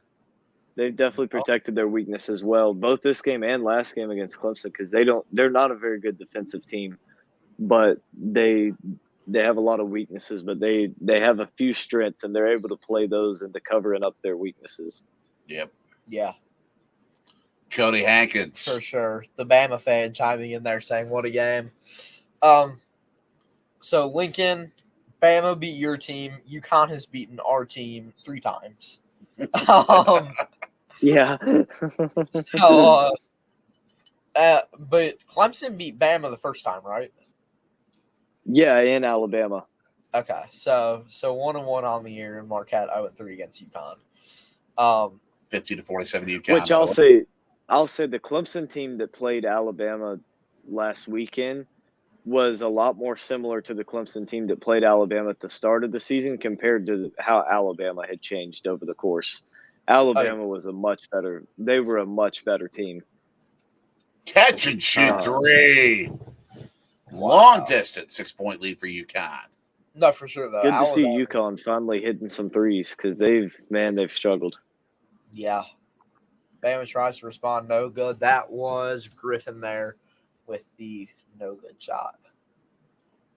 Bama tipped it right to UConn there, helping Newton there. That was like a perfect pass to him. Yep. UConn trying to create what Shaka Smart Marquette calls the EGBs. Yep. Energy generating behavior. That's exactly one the alley-oop. That is one of the top EGBs, as Coach Smart says. The number 1 EGB is a pass, and then after that, it's a dunk. So when you combine them, you get it's the peanut butter and jelly of EGBs. Actually, 3 EGBs because an assist is 2. True. So yeah, a lot of EGBs. So it's the triple cheeseburger of EGBs. Sure. But yeah, I'm getting the dad joke snicker. I appreciate that. Yeah, that's awesome. Thank you. Man. But UConn looking better now. Looking a little bit better than they were. Looking more UConn. Yeah, it's like their Big East championship game against Marquette. Yeah, no, I mean, it took them a while to really settle in, but they capitalized on Marquette's mistakes in that game. Yeah. Just like NC State did. I mean, I've said it before. NC State shouldn't have won that game. Marquette just completely blew it. But yeah, Lincoln, we may have a football. We will not have a football expert sighting tonight. He ended up having some stuff come up. Life happens. Yes, it does. Especially when he's in college like he is. Yeah, he's been really busy. Did play-by-play on a lacrosse game earlier. Nice. So that yeah, he's been doing play-by-play for lacrosse and softball.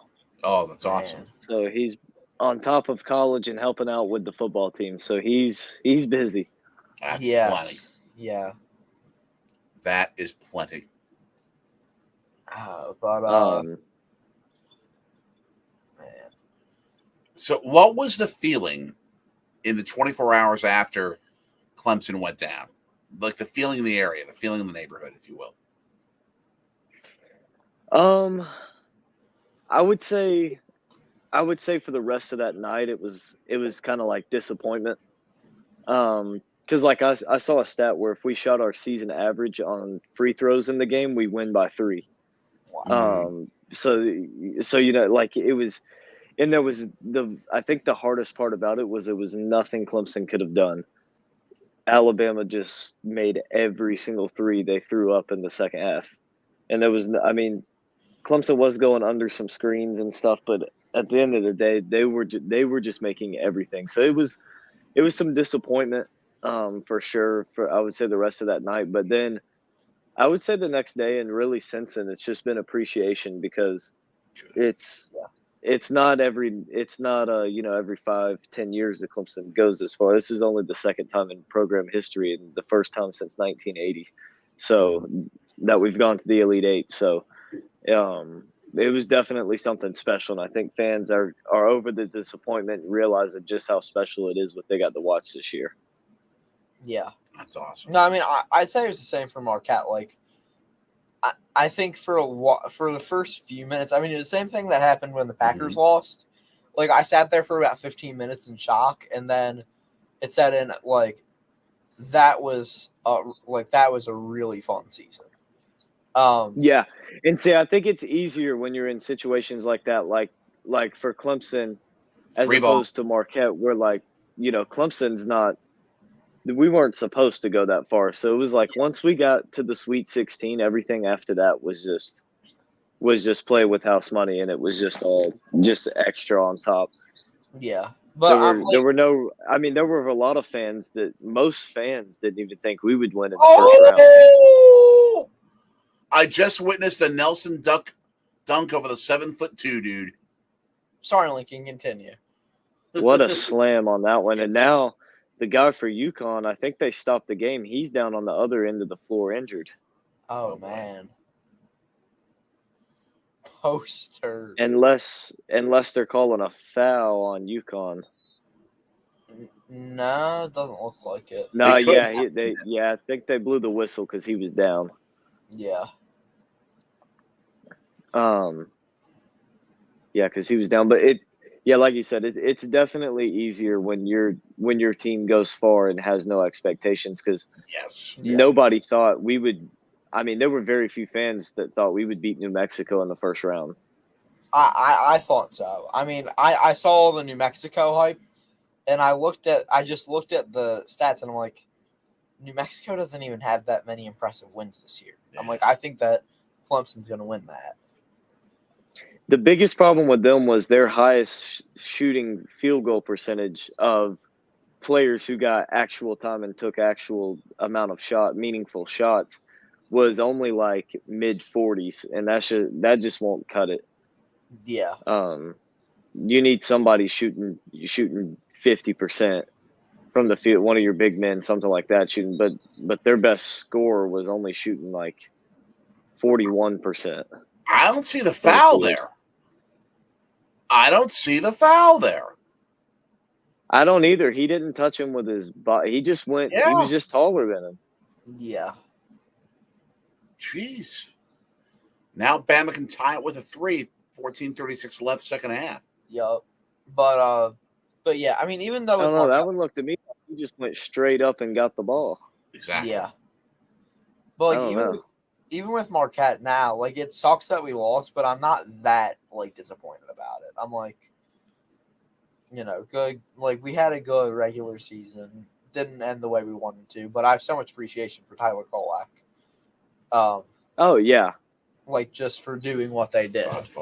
I think that's how every fan should be. I mean, if you're an Oakland fan, then that's different. But by the way, Oakland coach Greg Campy has been stopped like every 10 steps in Phoenix for photos this weekend, according to him. Nice. So, and people asking if that Louisville fan actually sent them all that money. I believe it. I was about to ask if y'all had heard about that guy, the big $1 billion donor for Louisville. Yeah. That's what college sport. That right there is what college sports are all about. Our connection on our end is out a little bit. Okay, it's good now. Our internet was glitching out there for a moment, but I think we're good to go. Yeah, now our signal with the game's buffering. Yeah. It should be back in a moment. It may not be so. When it comes back, let me know where y'all are at so that way we can get back aligned together.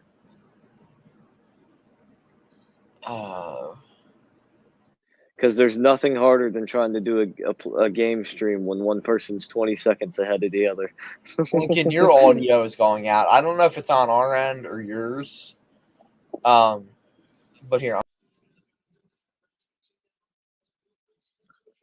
All right, I guess I'm holding it down for them here for a second, as they'll be back in here in a minute. Internet must have crashed on them. Hopefully the stream will stay up. But it's 55-54 UConn over Bama now, and I believe they're going to get Nelson for the foul after he had the nice bucket down on the other end. Believe they're going to call him for a foul and send UConn to the line to shoot 2 in this one. As waiting to see, UConn going to be shooting 2 free throws here. As we're waiting on Sorgi Stories to hop back in here, having some internet issues.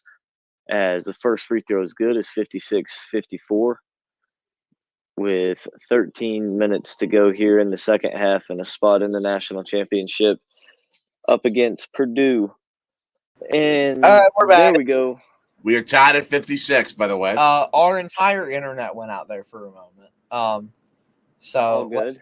Back up the background. There's that. Let me get the second half screen up. What's y'all's time? Mine's at 12:04. Ours is loading right now. 12:04. Yep. Tied at 56. I did not feel the earth Perfect. move under my feet. Nor was it shaking like the song Eddie Money sings. So the reason I actually put that song by Music Carol King Yes. on my Instagram story was because someone apparently in the school office at my school came in singing that, and our secretary thought that was pretty funny and told me about it.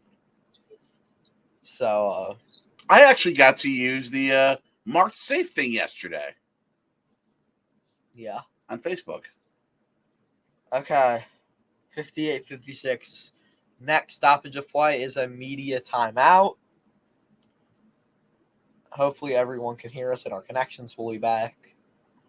It is. Yeah, I think mine went out. I think mine went out for a second because y'all got a little glitchy, but I think that one was on mine this time because my resolution on my TV also went down.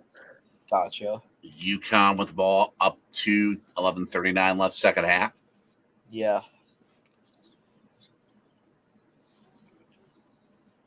Playing a What a little bit finish. on one, but it worked. Oh, Stephon Castle there getting a big bucket. And then I thought you were going very Wisconsinese with that, so I'm going to respond back with, you betcha. Oh, yeah. Back rim, Cam Bama Spencer. getting a little cold. As I said earlier, Cam Spencer, the only Husky I don't like, he trash-talked the Marquette crowd on senior night in Milwaukee and then got scolded at by Dan Hurley. Give and go What a dunkage. Second big dunk of the game there for Johnson. Like I love to say, making fundamental basketball look nasty. Yup. The junior from Togo. You don't see many players from Togo these True. days. Very true. Oh, And a double denied. rejection. Now with the big block. Blocked twice. Open Castle. three. Side pocket. Nope. Nope. Board. Caravan Put there. back, yes. Beautiful. The UConn faithful are electric. Starting to feel like they're taking control, and Bama takes an immediate timeout. Or is it Good, immediate? smart timeout there from Nate Oates. Yeah. No, it's an immediate timeout. Yes. Okay. So, the TV says Glendale, Arizona. Our thing says It's Phoenix. Phoenix. As I mentioned earlier, I don't care. I put Phoenix, and yeah. At the Did they time, that not was broadcast the whole thing as Phoenix? Like it's in Phoenix, and now they put. I feel like in all the commercials it was always Phoenix. Yeah, well, because they're saying the road to Phoenix, and now they're like, well, technically it's played in Glendale. I put Phoenix, even though I knew it was Glendale, because just make up your mind. Yeah. Exactly. Yeah.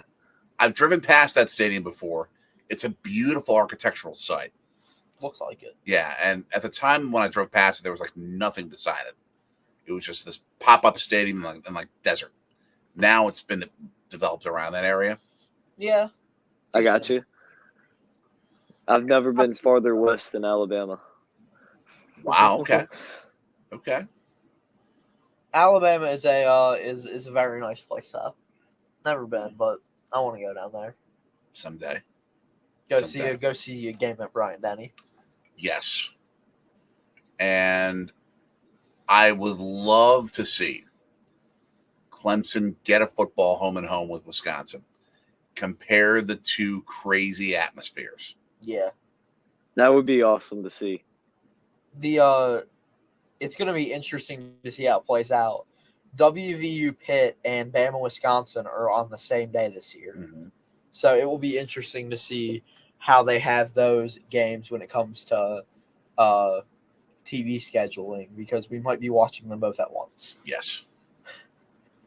That So, would be I would imagine at least one of them would be a night game. I think Bama Wisconsin will be the night game for. That's going to be the NBC primetime game. I bet. Because it's at Camp Randall. Yeah.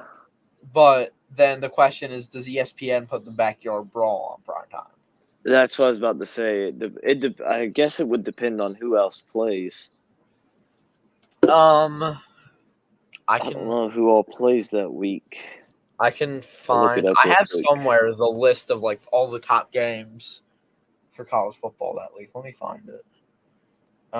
Week 3? I think it is week 3. Yeah, it's either week 3 or week 4. That Friday night is going to be Arizona, Kansas State on Fox. The top game that day, there aren't any preseason, at least, ranked versus ranked matchups. Actually, Georgia-Kentucky. Georgia-Kentucky is probably going to be that ESPN game of the week. Maybe. For the at least for the SEC. See, because CBS doesn't get that 3:30 slot with the SEC anymore, do they? No. And in Florida, that's a game. I think that they're going to put WVU Pitt on primetime, though. I feel like that's probably the... Is that the week Clemson and Florida State play? Maybe. Let me go check. I'm trying to remember because Clemson plays them early. Tip, steal out of bounds. It might be NC State that they play that week. I can't remember exactly who. Go through and try to find Clemson on here. Maryland, Virginia. UConn up 8, and the faces of Dan Hurley. Someone needs to do like a social media account. The silly faces of Dan Hurley. It would look as if Clemson's actually off that week. Yeah. They're off that week, the 14th. Florida State is facing Memphis that week. UConn will be playing Duke that week.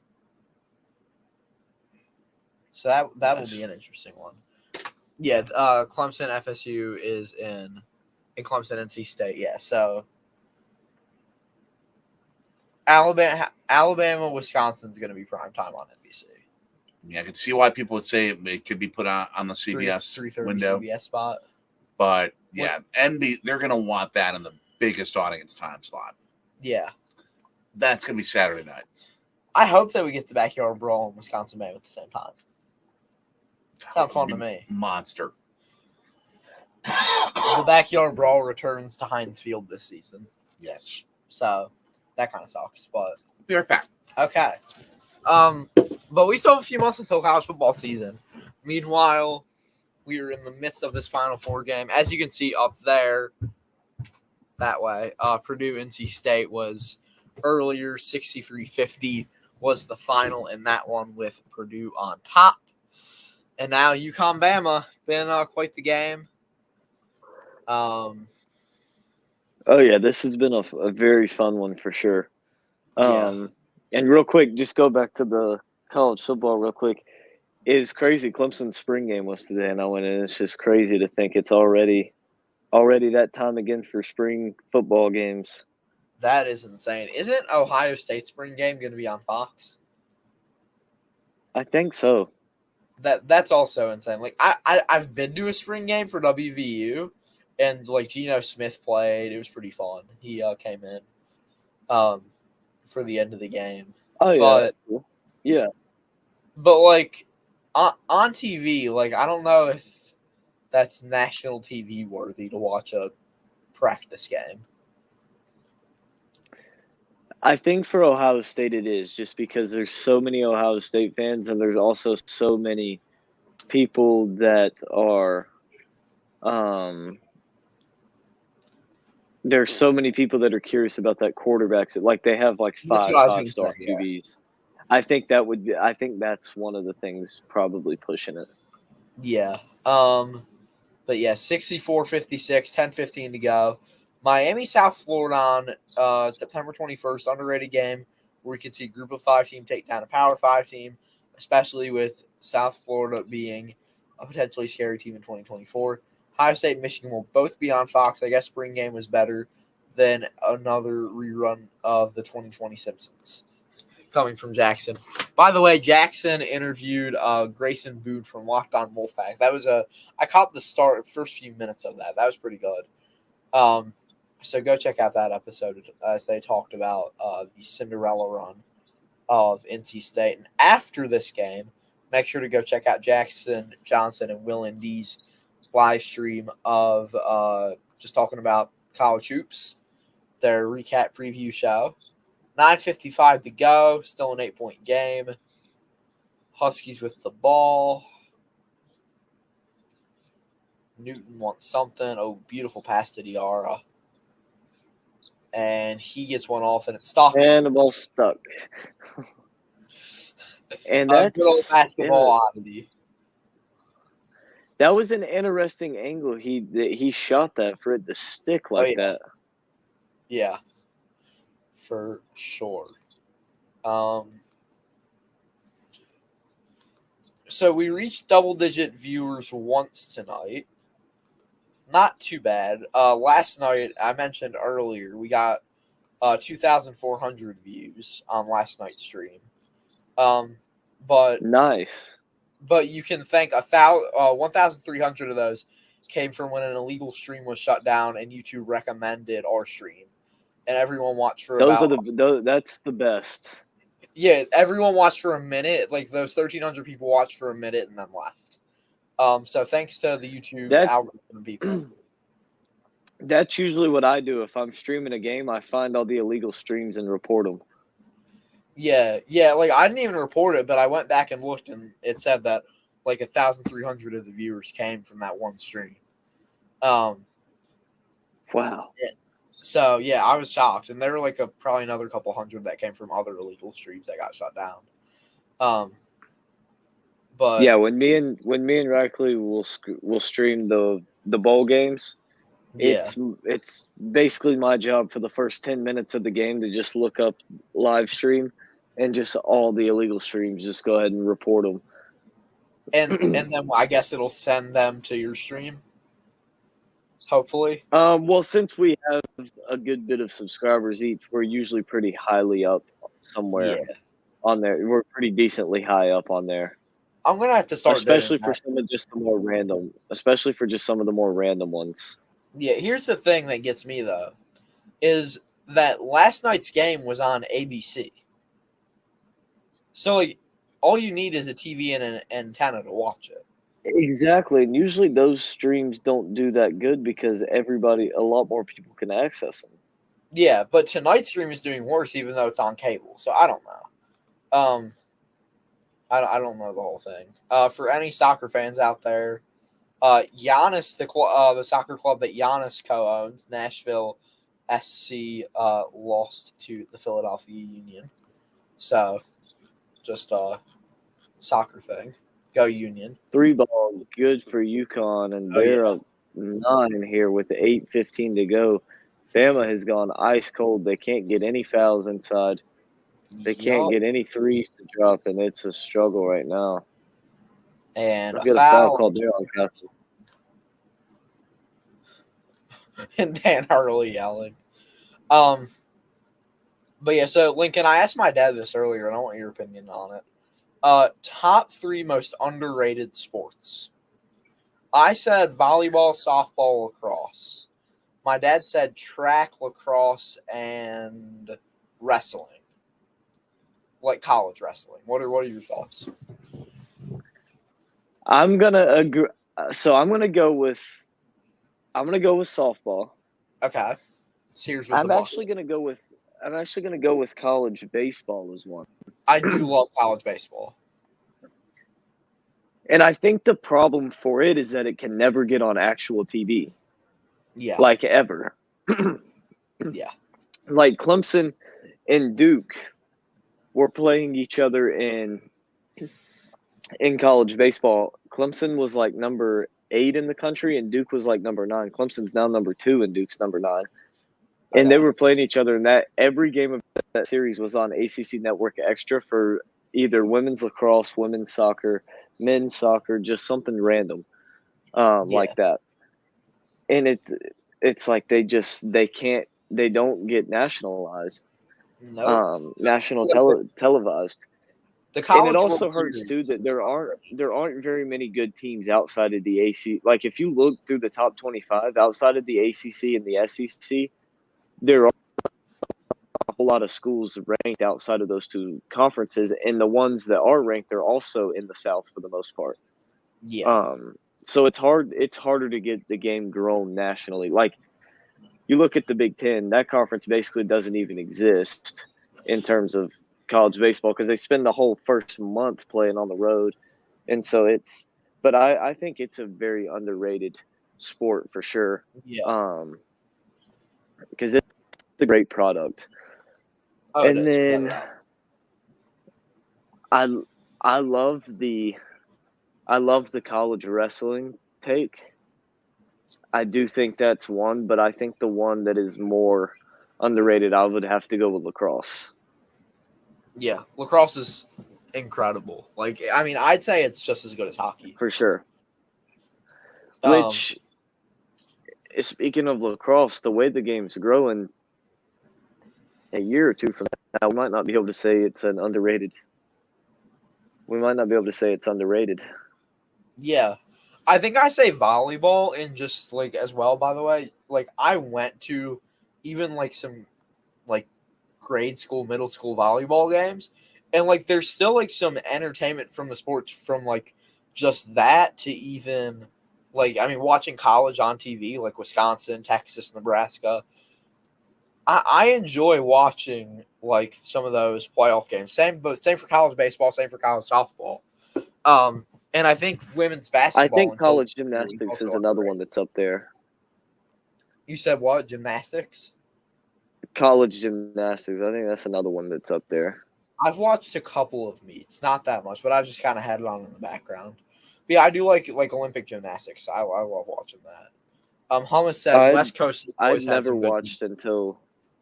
I'd never watched until Clemson got a team this year. Okay.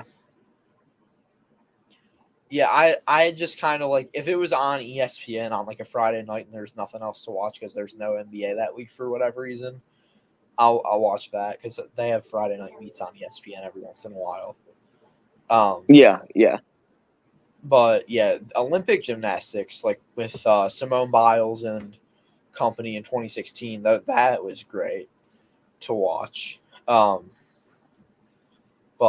and I think Simone Biles is going to be back for the 2024 Olympics. Sadly, Simone Biles is not a Packers fan anymore since her husband went to the Bears. So Yeah. we don't have our biggest celebrity fan. But No, we lost ours. she did say thank you to Green Bay and all that stuff. So I appreciate that. The love for Titletown USA. I'm seeing this stuff about Stephon Castle. What a day he's had. I mean, outside of like the Big East, I feel like that not that many people really know about him, but he is an absolute walking bucket. The freshman, I think I said that earlier, right? Where is he on here? Yeah, freshman out of Covington, Georgia. I mean, for a freshman, he's been incredible. Oh yeah, for sure. I mean, Castle's a dog, Oh yeah, and I didn't know a whole lot about him until the tournament. But just watching the tournament got me curious, and so I started watching, more and more of him, and he is just insane. yeah, for sure. He's just insane. How just not just how good he is, but just how consistent he is. Oh yeah, no, without a doubt. Clingan gets a You know, bucket. you know what you're getting from him. Without a doubt, yeah. all the time. Speaking of dogs, can we talk about so Pat Bev was supposed to get like wrist surgery or hand surgery or something, and he was going to be out for the rest of the season, and he has decided to play through it. So shout out to him for trying to help the Bucks. The Bucks have lost their last 3 games to the Wizards, the Grizzlies, and the Raptors. So, not great. Not great this week for the Bucks, but I think we'll rebound. No, yeah. Doc Rivers claimed full responsibility for it today. But I think we'll be fine. I still could not wrap my head around that move. Oh, losing Griffin for Rivers. And yes, I his name still is can't Doc, wrap my head not around Glenn. that. I'm happy with it. Like I like Doc Rivers. I don't know. I just feel like if your goal was to get past some of your playoff struggles here recently, why would you go and hire the guy who has the most playoff struggles in the history of the NBA? I mean, I'd say that I would have rather the Bucks just gotten Nick Nurse in the first place and not waited for the Sixers to get him. That was my point. But at this point, Doc is about the best you can do. So Dramatic improvement over Adrian Griffin. Defensively. Oh, for sure. And I think not just in terms of how the team plays, but also just with, I'm sure a lot of what had to do with him leaving was also how some of the players' opinions on him, I'm sure too. Oh yeah, Bobby Portis. Because there was definitely some talk about that. Oh, yeah, easy bucket miss underneath by the big dude. Yep, but yeah, Portis literally called him out in front of the entire team and said, "You got to be better."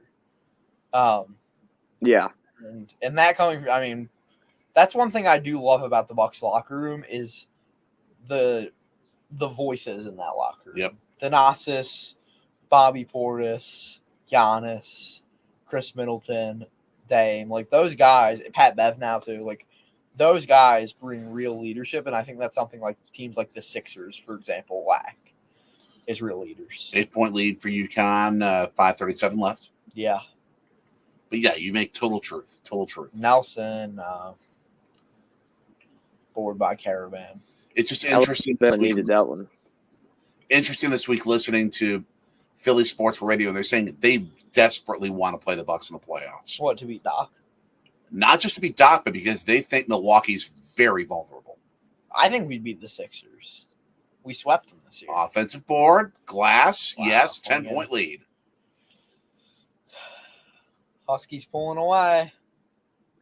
I just have a hard time seeing anybody other than Boston out of the East, and not a huge block for him. And they fouled Nelson there. But Cody? I just have a hard time seeing anybody out of the East but Boston. Yeah. Cody, the answer to that is stand up and applaud. Yeah. I will say on the Boston thing, just my opinion, like they've showed that they're great in the regular season, but something about this Jason Tatum, Jaylen Brown dynamic, I just don't know how long it's going to work for. Like, I don't either. Honestly, I think the Celtics should have last offseason traded Jaylen Brown for Damian Lillard. And I think they'd be a much better team because they'd have a really, really good point guard to pair with Jason Tatum. I mean, Porzingis, Tatum. I don't know, because I feel like Brown has been better than Lillard. I'm thinking more just from the standpoint of having like a different kind of player compared to Brown, and just how I could see that. Yeah. Yeah, I could see that, and I see what you're saying too. And that's the thing that I hate about the East is it's like the Celtics have always choked in the playoffs. Yep. Along with the Sixers, and it's like I don't want to put the Celtics I don't want to put the Celtics at number one, but then again, who else can I put there? Exactly. Because they've dominated everybody else, but it's like I don't want them there, but it's not like I really have an option to put anybody else there. Yeah. Mid-range makes it a 10-point tough lead. Shot. But you nail it. I mean, to me, the Celtics are like UConn. Yep. The only team that can beat the Celtics in the postseason is the Celtics. But they're a little bit Yes. more vulnerable for actually doing that than UConn is. Yeah. In college. For sure. And And go ahead. I'm glad UConn's winning this game because I'm excited to see this battle of the bigs. Oh yeah. I feel like Alabama might have got blown out in that game. I would Yeah. agree. But I'll also say the only hope that the Bucks give me heading into the playoffs is that they lost to the Celtics by 3 in Boston without Giannis. That's really the only hope I have going into that series. Is that we almost beat them at their place without our best player, without the best player in the world, in my opinion, Giannis Antetokounmpo. It's a debate between him and Jokic for sure. Yeah, I have it Jokic, Giannis, Embiid, and that would be my top 3. But I agree for the Bucks, that is the one thing they have in their advantage is that anybody they get matched up with in the East, they're gonna have the best player on the floor, regardless of who they get, and that's a big advantage to have. And I mean, I think like the we saw in the first game of the year, and I know yes that was the first game of the year, but Bucks Sixers, we saw that Damian Lillard, and in the last game whatever the game was, second to last game, whatever it was, that was at the Wells Fargo Center, just how Damian Lillard can go off against the Sixers, and the Sixers are very vulnerable against him. And he's had 2 great games against them. And I think that's just, I mean, it's tough to stop Dame anyway, but the Sixers, I don't think, have anyone who can do that well. Tyrese Maxey's great on the offensive end, but I wouldn't call him a lockdown defender. Right. He's good, but I mean, if they had Pat Bev still or PJ Tucker, then you'd have a lockdown defender. But they're both gone, so. Yeah, exactly. Boom. I mean, the Pat Bev pickup for the Bucks was huge. That was massive. And don't get me wrong, the Sixers have had like great play at a campaign. I mean, he's massively improved now with Philly, but having that leadership, as I talked about, from Pat Bev is just incredible to see what he's done to the team.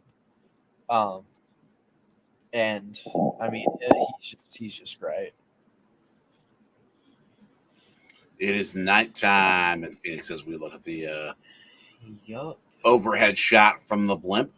Yeah, maybe that was where The- ESPN had the College throne? Game Day was across the street. At that I'll be right back. Deal. Okay. But yeah, UConn. I mean, when you look at this roster, it just doesn't even feel fair. Back to the game here. Newton, Castle, Caravan, Spencer, Klingon. I mean, just those 5 guys alone are insane. Yes. And there's no better starting 5 in college basketball. Yeah. There just isn't. Like, Donovan Klingon is this arguably one of the top 3 big men in the country. Yeah. And especially down the stretch here. And he's only, a sophomore? Yeah, he's only a sophomore. Even for Alabama to give UConn the game that they have, it has been impressive. Incredibly impressive. I mean, he has had a pretty good night, to say the least. Or not, sorry, I'm talking about Mark Spears. He's gotten some buckets. It's getting late. It's 11 o'clock. I'm a little bit tired. Yeah. So excited. It's like she's doing the follow through with her son. Yep. She's being a loving mom, 8 passionate mom. Game, 3:53 to go. In all seriousness, your grandma, my mom, would have been the Italian version of that had it been me playing in a Final Four. Yeah. Caravan. Boom! Good night to say. I mean, yeah. Good. Turn out the lights. The party's over. We still got 3:30 to go. I think they're it's toast. over, but it's not over. Yeah. You know who should just pop up at our house right now? I think Tom Grossi should pop up. That'd be awesome. He's only a few miles away. Yeah. At the link.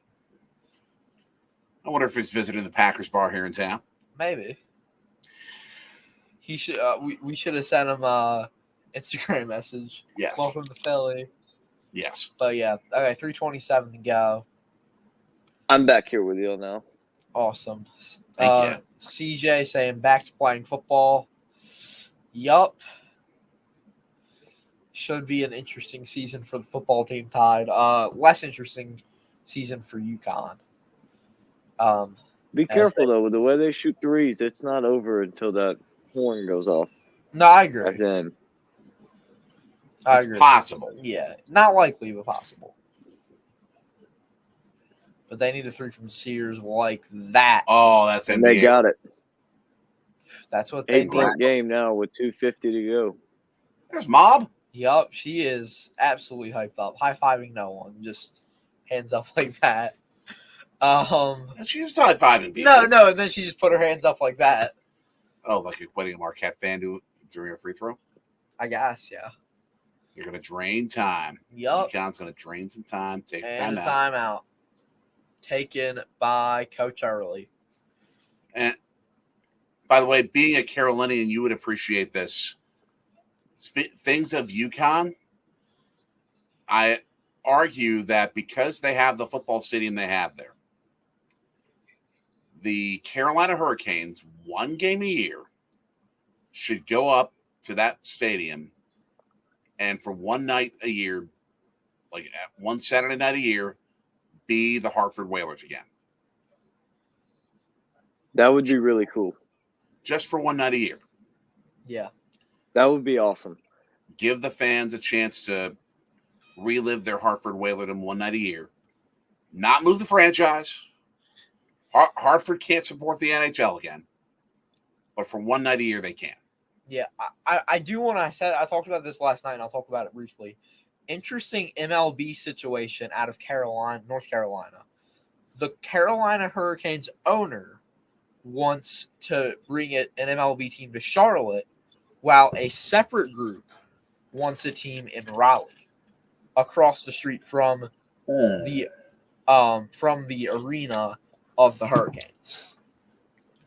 Charlotte would definitely be the better place to have it. Yeah, I don't think any Carolina city is going to get an MLB team. I think it's going to be Portland and Nashville. And now the huge block on the other end. Yep. Yes. Man. That was my earlier. Oh, man. Big UConn with 8 blocks tonight. CJ with a question. Interesting. Where would Bama be if Brandon Miller was there? That's a question. It's an interesting question. But yeah, and Hummus Hero, I agree. Sears is definitely an NBA talent. Clinging again. Oh, Dunkage. 147 left. Oh yeah, anybody that can shoot like he can is they're an NBA talent for sure. That's why I say Cam Jones from Marquette's an NBA talent. Yep. I think he could be a first-round pick if he keeps – I mean, especially now that he's going to be the best player on the team, he's going to have a spotlight on him. Minute 32, UConn up 12. This game's history. Yup. And going back to what y'all were talking about earlier, this big for UConn, I'm blanking on his last name. Clinging. Klingen, yeah, that's right. To think this guy sat on the bench for them last year and was their backup. Yup. You're talking about the roster being unfair this year. Think about having a group of big men so deep that this guy is your backup. Yeah, because last year they had Sanogo, who was an absolute beast. Sanogo, yeah. That's just, it's crazy.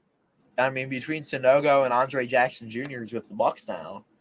I mean, those two led that team, and then Newton obviously was there as well.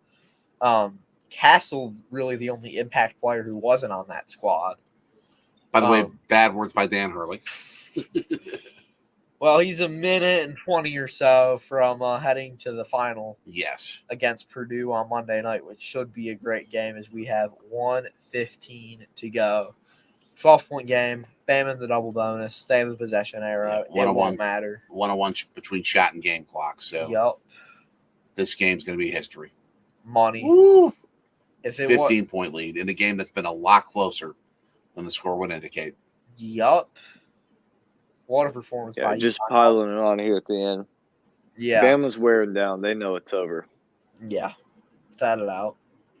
Now, don't go into the crazy foul game. Nah, there's no There's no point at this late in the game. Yeah. Speaking of Bama wearing down late in the game, I want to get y'all's thoughts on this, and if it was just maybe me misinterpreting his body language or what, but in that Purdue game, did it not seem like wow. 3. Wow. But did it not seem like DJ Burns starting with about 6 minutes to go in the game? NC State still with a chance. It just seemed like he didn't care out there. He was just standing still when they had the ball on offense. He wasn't really moving a lot. He was just kind of standing there. I'm going to be honest. I watched like 2 minutes of the game. Looks like DR's hurt. And I don't think you watched a second of it. I didn't. I was, during the first half, I was putting together graphics, and I was and then second half, I was doing dishes and eating dinner. So I watched a couple minutes of it, but yeah, you'd be able to tell better than I could. Okay, yeah, I was just wondering if that was just me thinking through that or what, but it really just seemed like, and I don't know if he was just tired because he's a big guy. So I don't know if he was just exhausted from running up and down the floor or if he just didn't care. I don't know. I think just kind of gave up. I think he was probably just tired. Because that's what I was thinking, but then I saw where he was in foul trouble the whole game. Okay. So that's why I questioned that. I don't really know what was. I don't know what was going on with him. This one, just a few seconds from being over. We see that offensive. Was that an offensive or defensive foul? Oh yeah, that's an offensive foul. He elbowed the dude in the head. Yeah. On Griffin there. Yeah, Diarra got slam danced. Yeah. But Diarra's going to be heading to the national championship game. Assuming he can play, which I think. Yeah, I think he will. Yeah. 18.7. See, this is what I don't understand. It's a 14-point game with 18 seconds left, and the only guy this would affect would be Alabama's guy, and it would make him ineligible for the next game. Why even review it? Yeah. It's one of those things where if you have that call happen with 5 minutes elapsed in the first half, you have to do it the same way the rest of the game.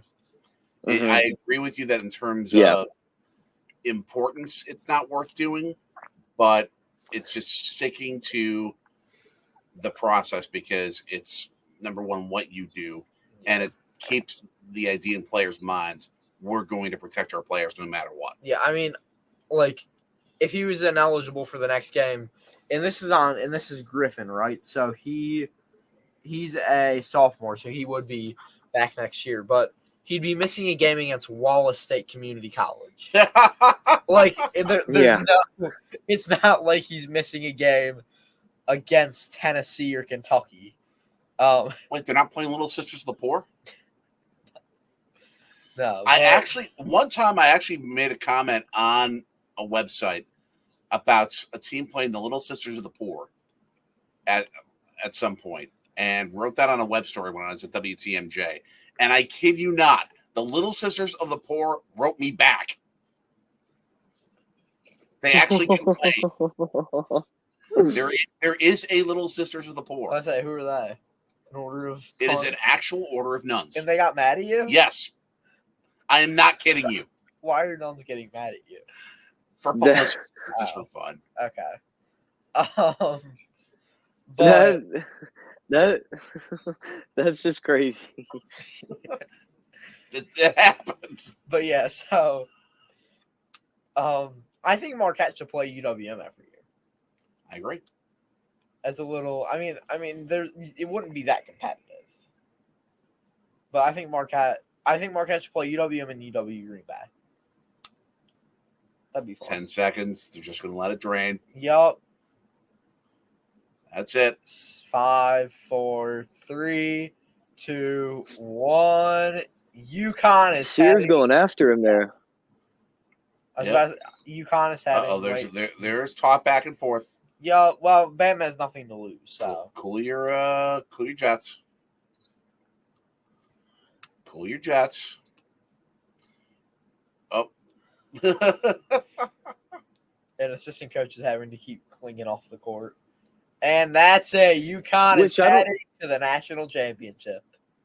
I think what Sears was just trying to do there is he knows that's the coach's son and everybody wants him to make a shot. I think he was just pressing up on him, not going to let him get a shot off. I don't think it was anything, just bad intentions or anything. Okay. Yeah. Gotcha. Okay, well, UConn earned it.